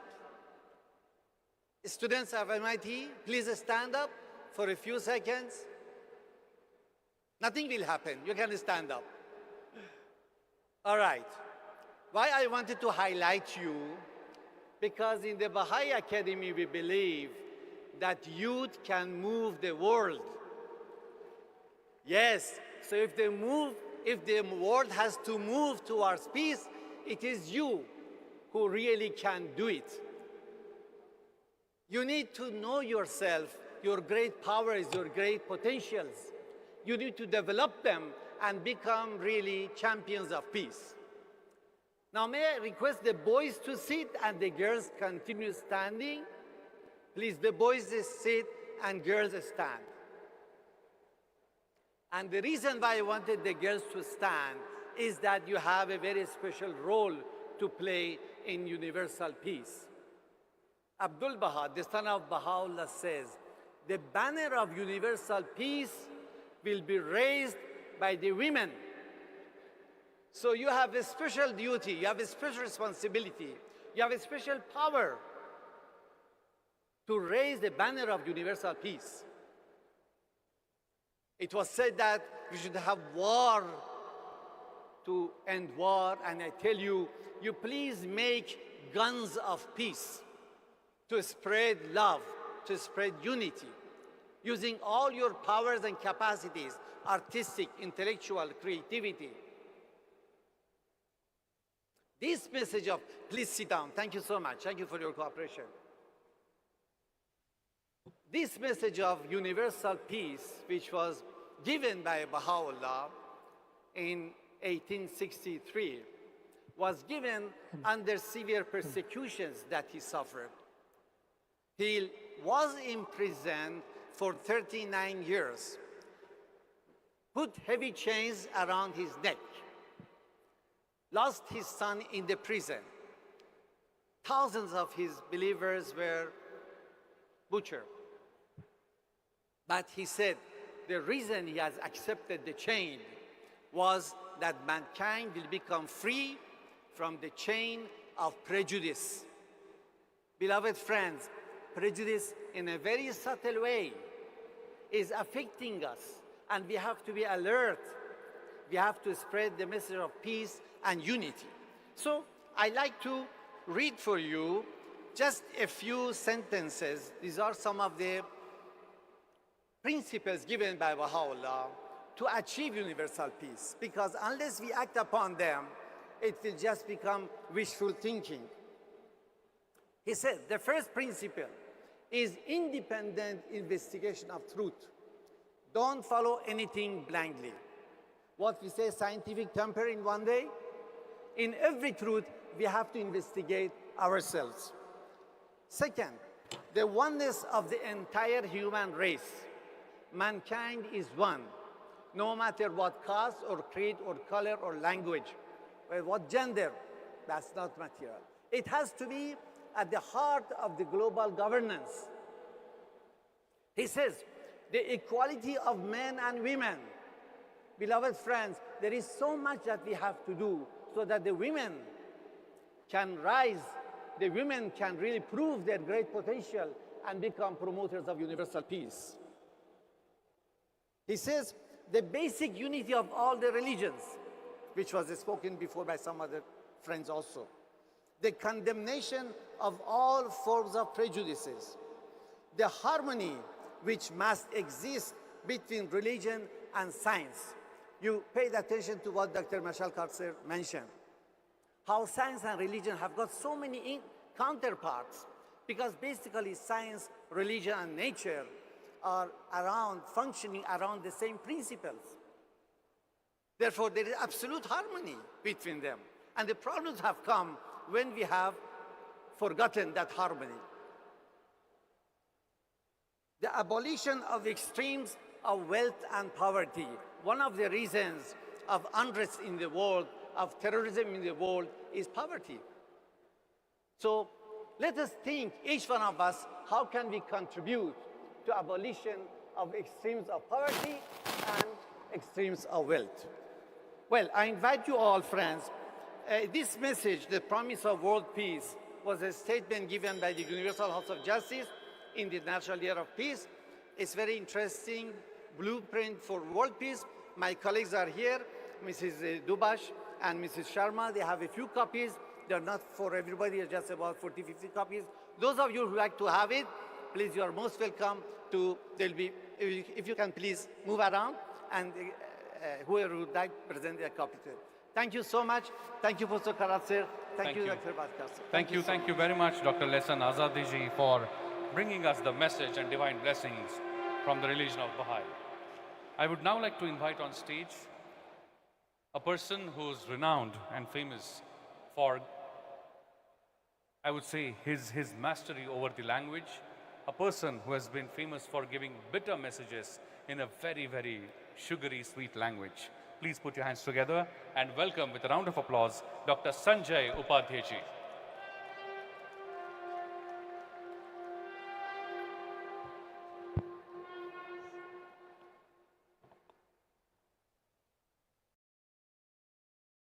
Namaste.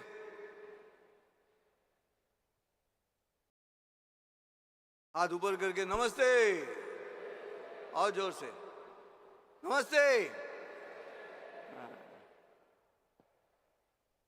हम धर्म के बारे में बात कर रहे हैं और धर्म का मतलब क्या है। अभी मैं आपके सामने वक्ता के रूप में खड़ा हूं, तो मेरा धर्म क्या है, जो विषय दिया है उस विषय को उचित शब्दों में आपके सामने रखना, जितना समय दिया है उस समय की पाबंदी में रहकर विषय आपके सामने रखता, ये मेरा कर्तव्य है, ये मेरा धर्म है वक्ता के रूप में। आपका धर्म क्या है श्रोता के रूप में, शांत रहकर बात सुनना, कुछ अच्छी बात सुनी तो तालियां बजा के उसको अनुमोदन देना। क्या हम हमारा धर्म पालन कर रहे हैं क्या, यहाँ से शुरुआत है। अगर आप मैसेजेस देख रहे हैं तो आप श्रोता का धर्म नहीं पालन कर रहे हो, और मैं अगर समय की पाबंदी छोड़ के कुछ और ही बात कर लूं तो मैं भी वक्ता का धर्म पालन नहीं कर रहा हूं। मैं और विश्वधर्मी प्राध्यापक डॉक्टर विश्वनाथ कराड़ एक दिन ऐसा मौका मिला कि पुणे स्थित बाबा जान दरगाह पर हम गए थे उस मस्जिद में। मेरे मन में बहुत बार ये बात आती रही, ये जो सेक्युलर की बात बनती है वो बहुत सारी चर्चाएं और परिषद रहती है, वो अगर मस्जिद में हो विश्व शांति की बात तो कैसे रहेगा। तो वैसे हुआ, और बाबा जान दरगाह पे जाके मस्जिद में बात चलाई। तब वहाँ बैठे बैठे मुझे एक कविता लिखने का मन किया। वो कविता मैं आपके सामने सुना रहा हूँ, और वो कविता का मतलब ही धर्म क्या है और विश्व शांति की तरफ जाने का मार्ग कौन सा है, वो आपके सामने रखने की कोशिश करता हूँ। कविता ऐसी है जो मैंने वहाँ पे ऐन वक्त पे इम्प्रॉम्प्टू वहाँ पे लिखी थी। और आलंदी और अजमेर ने हमको एक ही बात बताई है, आलंदी और अजमेर ने हमको एक ही बात बताई है, ये भी मेरा भाई है और वो भी मेरा भाई है। क्या है? ये भी मेरा भाई है और वो भी। अभी क्यों ये भाई क्यों है, उसकी वजह ये है, एक ही नाक है दो ही कान है, एक ही नाक है दो ही कान है, दो ही हाथ है दो ही पाँव है, फिर दिमाग दिमाग में आग लगाकर उसमें किसकी भलाई है, दिमाग दिमाग में आग लगाकर उसमें किसकी भलाई है। अभंग भजन के ठेके पर हमने अब कव्वाली भी गाई है, ये भी मेरा भाई है और वो भी मेरा भाई है। एक ही माँ के बेटे हैं और साथ ही सुर में गाते हैं, एक ही माँ के बेटे हैं और साथ ही सुर में गाते हैं, एक ही चावल खाते हैं। एक मिनट, ये मोबाइल का ये प्रॉब्लम है। हाँ, एक ही माँ के बेटे हैं साथ ही सुर में गाते हैं, एक ही चावल खाते हैं और एक ही जल से नहाते हैं, फिर दिलों दिलों में जहर पिलाकर किसने आग जलाई है। शेख मोहम्मद ने संत तुकाराम की कीर्तन में भड़की आग बुझाई है, ये भी मेरा भाई है और वो भी मेरा भाई है। हिंदू के आंखों से जब रोता पानी गिरता है, हिंदू के आंखों से जब रोता पानी गिरता है, मुसलमान के आंखों में भी वही पानी भरता है। हंसने वाला मुसलमान हो या हंसने वाला हिंदू हो, हंसने की आवाज़ एक ही है। हमें तो इतना कहना है कि आज अजमेर में हमने आलंदी की बात चलाई है, ये भी मेरा भाई है और वो भी मेरा भाई है। मुझे ऐसे लगता है कि स्टैंडर्डाइजेशन ऑफ ह्यूमन बॉडी ये तो कुदरत ने की है, एक ही नाक दो ही नाक है। अभी स्टैंडर्डाइजेशन ऑफ ह्यूमन माइंड करना है, और स्टैंडर्डाइजेशन ऑफ ह्यूमन माइंड करने के लिए हम सब यहाँ इकट्ठा हुए। करार सर की वही इच्छा है। आपसे अनुरोध करता हूँ कि इसके बाद जो भी परिषद चलेगी वहाँ पे आप अपने श्रोता का धर्म पालन करें और आने वाले वक्ता अपना धर्म पालन करेंगे, तभी बात बनेगी। हम एक सुर में आएंगे, फिर एक बार जोर से चिल्लाएंगे। इसे स्वर मुहूर्त कहा गया है। स्वर मुहूर्त इसलिए कि आप सब एक साथ जब जोर से चिल्लाते हो तो अपनी जो सांस और लेने की स्पीड है वो एक ही सुर में आती है, एक ही लय में आती है, और उससे स्वर मुहूर्त बनता है। परिषद अगर यशस्वी करनी है हमें, तो हम लोगों का ब्रीदिंग एक साथ होना चाहिए, तभी बात बनेगी। इसलिए फिर एक बार हम जोर से 3 बार कहेंगे नमस्ते। और जोर से हाथ ऊपर नहीं कर रहे हैं लोग, एक हाथ मोबाइल में है लेकिन एक हाथ तो खाली है ना। चलो जोर से बोलो नमस्ते, नमस्ते। धन्यवाद। Thank you very much, Dr. Sanjay Upadhyay ji. Thank you very much for that beautiful message in a beautiful way. And now, we have reached towards the conclusion of this divine blessing ceremony, but I would like to invite the representation of the Hindu religion. I would like to invite the philosopher, thinker, all the way from Banaras, Kashi, Dr. Yogendra Mishra ji.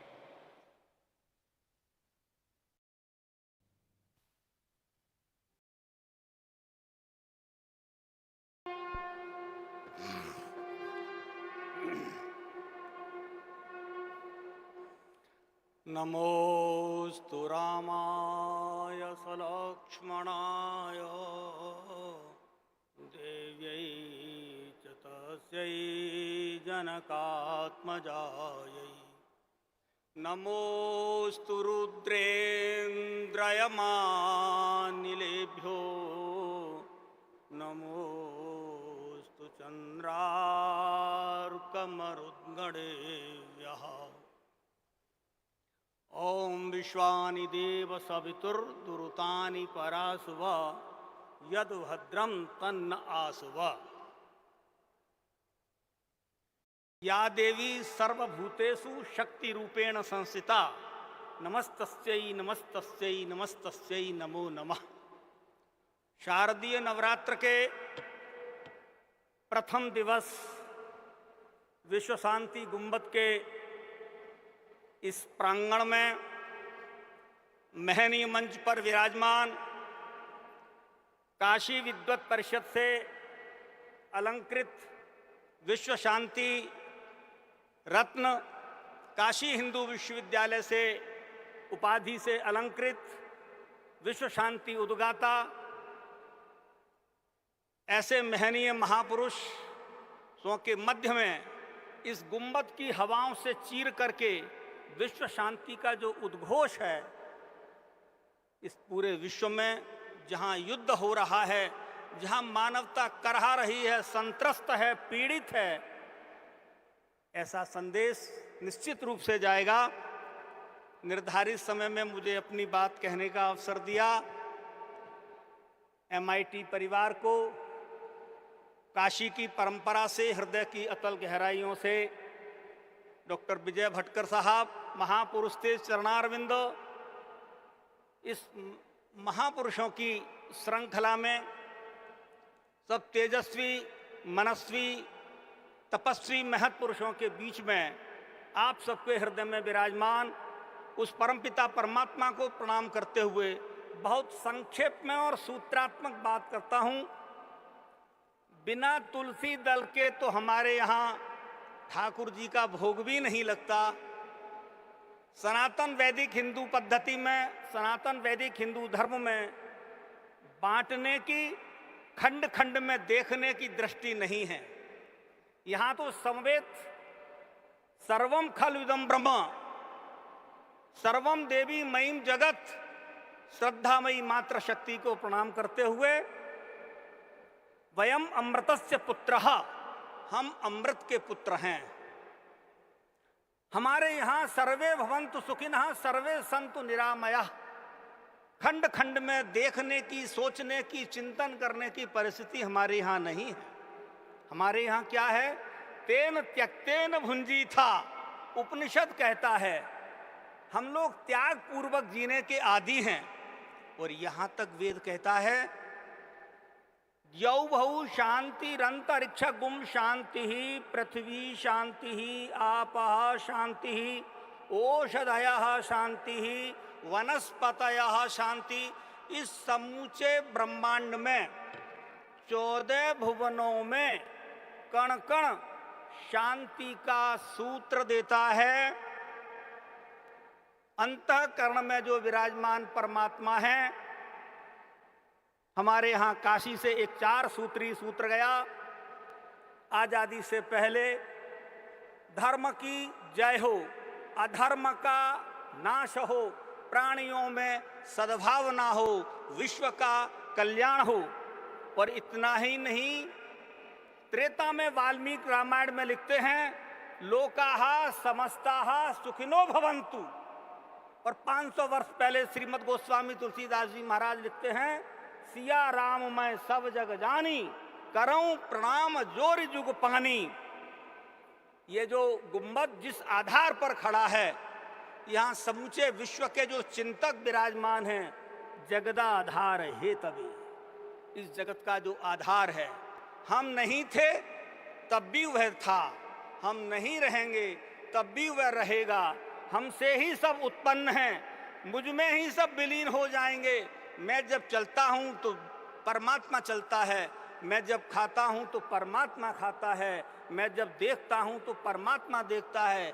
ऐसी जो समष्टि का चिंतन है, समष्टि की जो दृष्टि है। और भैया हम कितना भी कुछ खा लें, यदि अच्छे से वो पच जाए तो उत्तम स्वास्थ्य है। अच्छे से जिसका सप्तम धातु में परिवर्तन हो जाए, वह हमारा सनातन वैदिक हिंदू धर्म, जहाँ नारायणा खिल गुरो भगवन नमस्ते, इस समूचे विश्व में जो इदम तत्व है, उसी में हम सबको लीन होना है। हम जो श्वास लेते हैं और छोड़ते हैं, 21,600 बार श्वास का 24 घंटे में जो आवागमन करते हैं, हकारेण बहिर्याति सकारेण विषेत पुनः। मैंने सांस ली, सांस छोड़ी, इन दोनों के बीच में जो अंतर है वो नासिका का है। तो हा का उच्चारण श्वास छोड़ते में, सा का उच्चारण श्वास लेते समय, और जो नाक की बिंदी लगी, वही वैदिक सनातन हिंदू धर्म में हंस अजपा गायत्री है। असतो मां सद्गमय, इस विश्व से तमस हट जाए, इस विश्व में वयम अमृतस्य पुत्रः सा विद्याया विमुक्तये। हमको ऐसा ज्ञान चाहिए जो हमारे जीवन के सभी अंधकारों का नाश कर दे। इसलिए अंत में उपनिषद कहता है अविद्या मृत्युम तीर्त्वा विद्यामृतमश्नुते। हमारे जीवन का अंधकार समाप्त हो, हमारे जीवन में प्रकाश हो। ऐसा प्रकाश सूर्य भगवान की तरह हम जीवन में तेजस्वी हों, मनस्वी हों। इन्हीं शब्दों के साथ जय तो भारतम, जय तो भारती, सनातन वैदिक हिंदू धर्म की जय। Thank you very much, Dr. Yogesh Mishra ji. Thank you very much for bringing us the message from Hindu religion. And now I would like to request for the divine blessings and presidential address from our own beloved, revered Vishwadharmi Professor Dr. Vishwanath D. Karat sir.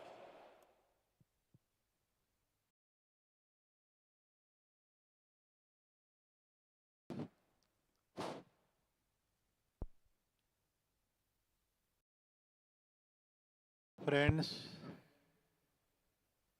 बहुत आभारी हूँ ये सारे महानुभावों का चिंतन, ज्ञान की भाषा, विश्व शांति पे रास्ता दिखाने का प्रयास, मानव कल्याण की बात, विश्व कल्याण की बात, धर्म का मकसद क्या है, इतना सुंदर चिंतन सुनने को मिला। तो on behalf of doctor Vijay Bhatkar sir and my self, मैं इतना ही कहूँगा कि मेरे लिए, आपके लिए जिस धर्म की बात चल रही है, इतना सुंदर धर्म की संकल्पना है।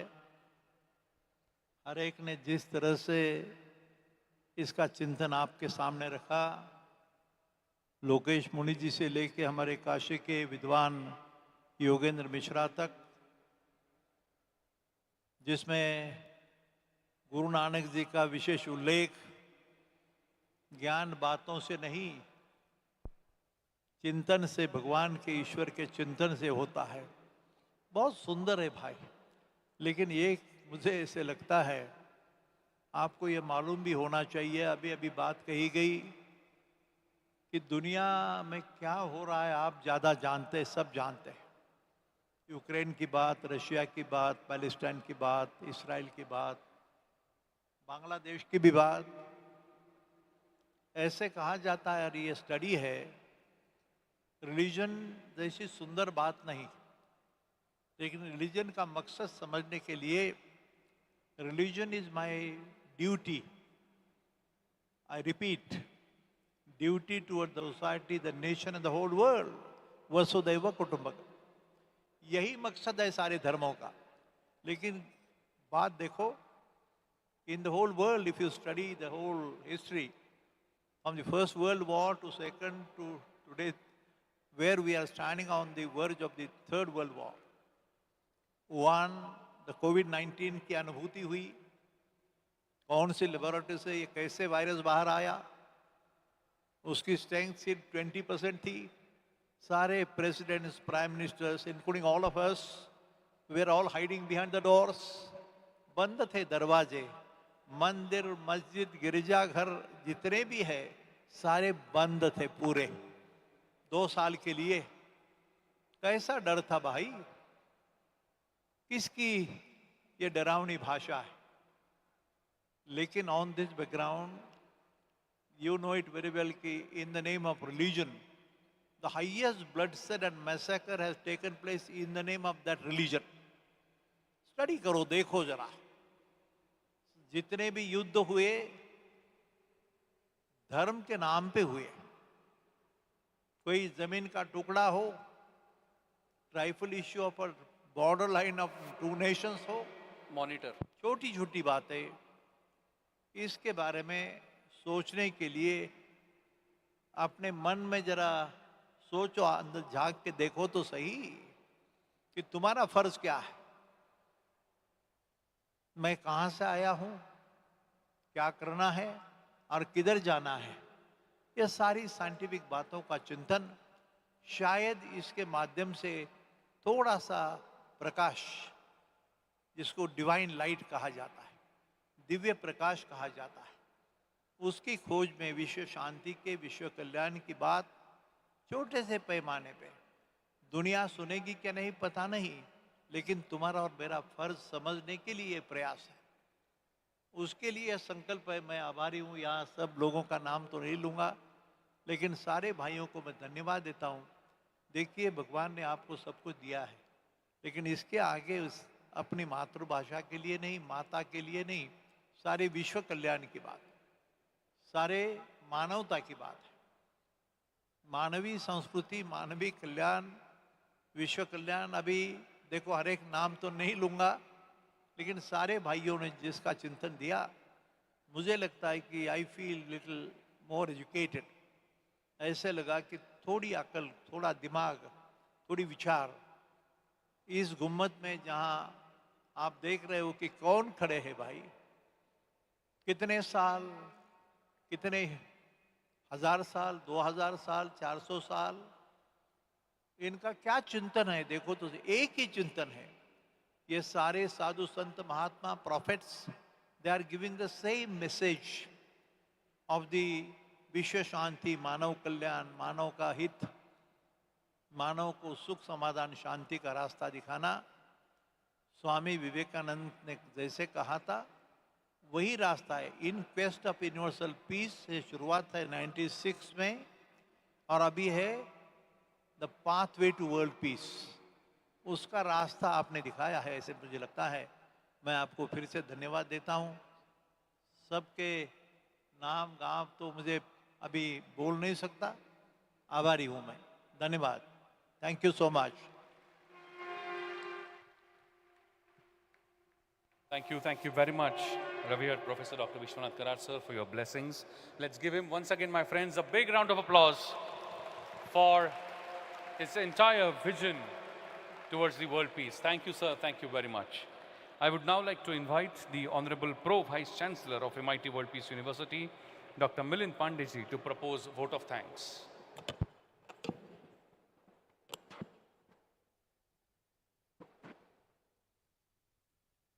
Very good afternoon to you once again. I am here to propose a vote of thanks for this very historic divine blessing ceremony.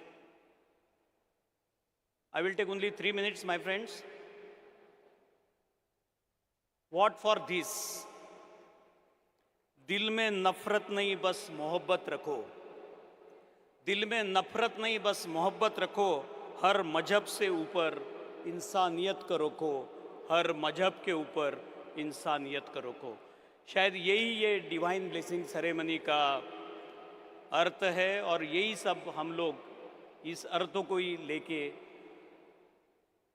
हमारे दिल में रखने वाले हैं। More than 9 faiths, 9 cults and their religious leaders are present over here. मैं इस 10th world parliament on science, religion and philosophy की ओर से आप सबको नमन करता हूँ, अभिवादन करता हूँ, अभिनंदन करता हूँ। और एक ऐसा कहा गया है कि दुनिया की हर मुश्किल मिलकर हल करें हम, दुनिया की हर मुश्किल मिलकर हल करें हम, शांति के दीप जलाकर नई राहें चुने हम, शांति का दीप जलाकर नई राहें चुने हम। My friends, I would like to take this opportunity to thank everyone present over here. मैं संक्षिप्त में उनके नाम लूँगा। Let me start Honorable Hazrat Sufi Sant Latif Patel ji from इस्लाम, शुक्रिया sir. Honorable doctor Bhadant Rahul Bodhi जी, शुक्रिया। रिवेड आचार्य ऑनरेबल लोकेश मुनि जी, सर प्रणाम, नमस्कार। ऑनरेबल ब्रह्म कुमारी उषा दीदी जी, स्वागत, नमस्कार। ऑनरेबल ज्ञानी प्रताप सिंह जी, नमस्कार sir. Dame doctor master Meher Moos madam, नमस्कार। Honourable doctor Ramakrishna, president LDS church Mormonism, Ramakrishna ji बहुत बहुत स्वागत, नमस्कार। ऑनरेबल डॉक्टर लेसन आज़ादी जी, हिज होलीनेस पुच्छ Acharya Swami Shri Abhaydas ji Maharaj, Shri Mahamandaleshwar Swami Shaileshanand ji Giri Maharaj, honourable Shri Yogendra Mishra ji came all the way from Banaras Kashi ji, नमस्कार। Revered Professor Dr. Vishwanath Karat sir, who thought of this very unique concept of divine blessing, and मुझे याद है 2018 में कुरान से पुराण ऐसा लेके यहाँ पे यही डिवाइन ब्लेसिंग सेरेमनी हुआ था, और 2018 के बाद हर साल ये हो रहा है, यूनिटी इन फेथ। ऐसा कहते हैं कि with open hearts and mind so free, with open hearts and minds so free, we build a world where peace will be. Hand in hand, we will never cease. Hand in hand, we will never cease to walk the path that leads to peace, that leads to peace. I would like to thank source of inspirations and blessings to this World Parliament, revered Professor Dr. Vishwanath D. Karat sir, and Padma Bhushan Honorable Dr. Vijay Bhatkar sir for his constant guidance and support. I also would like to thank Sri Rahul Karat sir, Sri Mangesh Karat sir, the chairman of the committee, organizing committee and advisory committee, both they were there, Honorable Dr. Raghunath Mashelkar sir. I would like to thank all the journalists from print media, electronic media, social media, TV, radio, all the channels. Big thank you to all my journalist friends, all my brothers and sisters, those who participated in the procession from all religions, namely Islam, Christianity, Buddhism, Jainism, Baha'i, Hinduism, Sikhism, Judaism, Mormon community, Brahma Kumari, Ishwariya Maha विद्यालय, all the way came from mount Abu. में सभी हमारे religious बंधु भगिनी का यहाँ पे स्वागत करता हूँ, धन्यवाद करता हूँ। All the committee members from MIT WPU, ADTU, MIT Alandi, all members, students, faculties and staff members from. This is the occasion where all the institutions, MIT group of institutions and universities, they are here from Ujjain, Shillong, Solapur, Latur, Barshi, Aurangabad, Rui, Rameshwar, Talegaon and many others.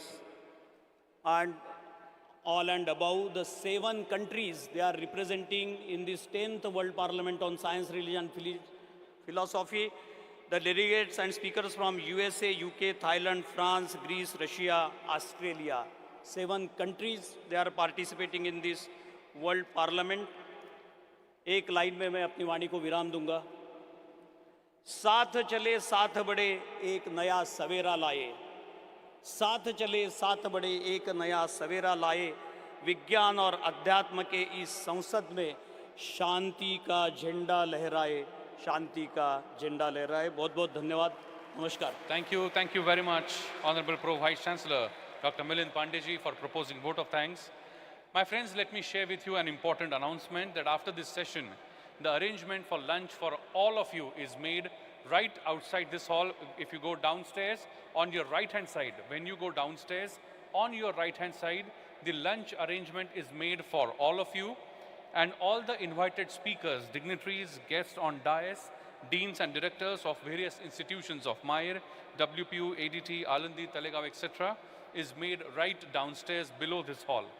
My friends, let me remind you that the next session is going to begin at 2:30 p.m. sharp. Session 2, Need to Harmonize Science, Spirituality and Philosophy for the World Peace to Develop Holistic Peace-Loving Global Society. Thank you very much.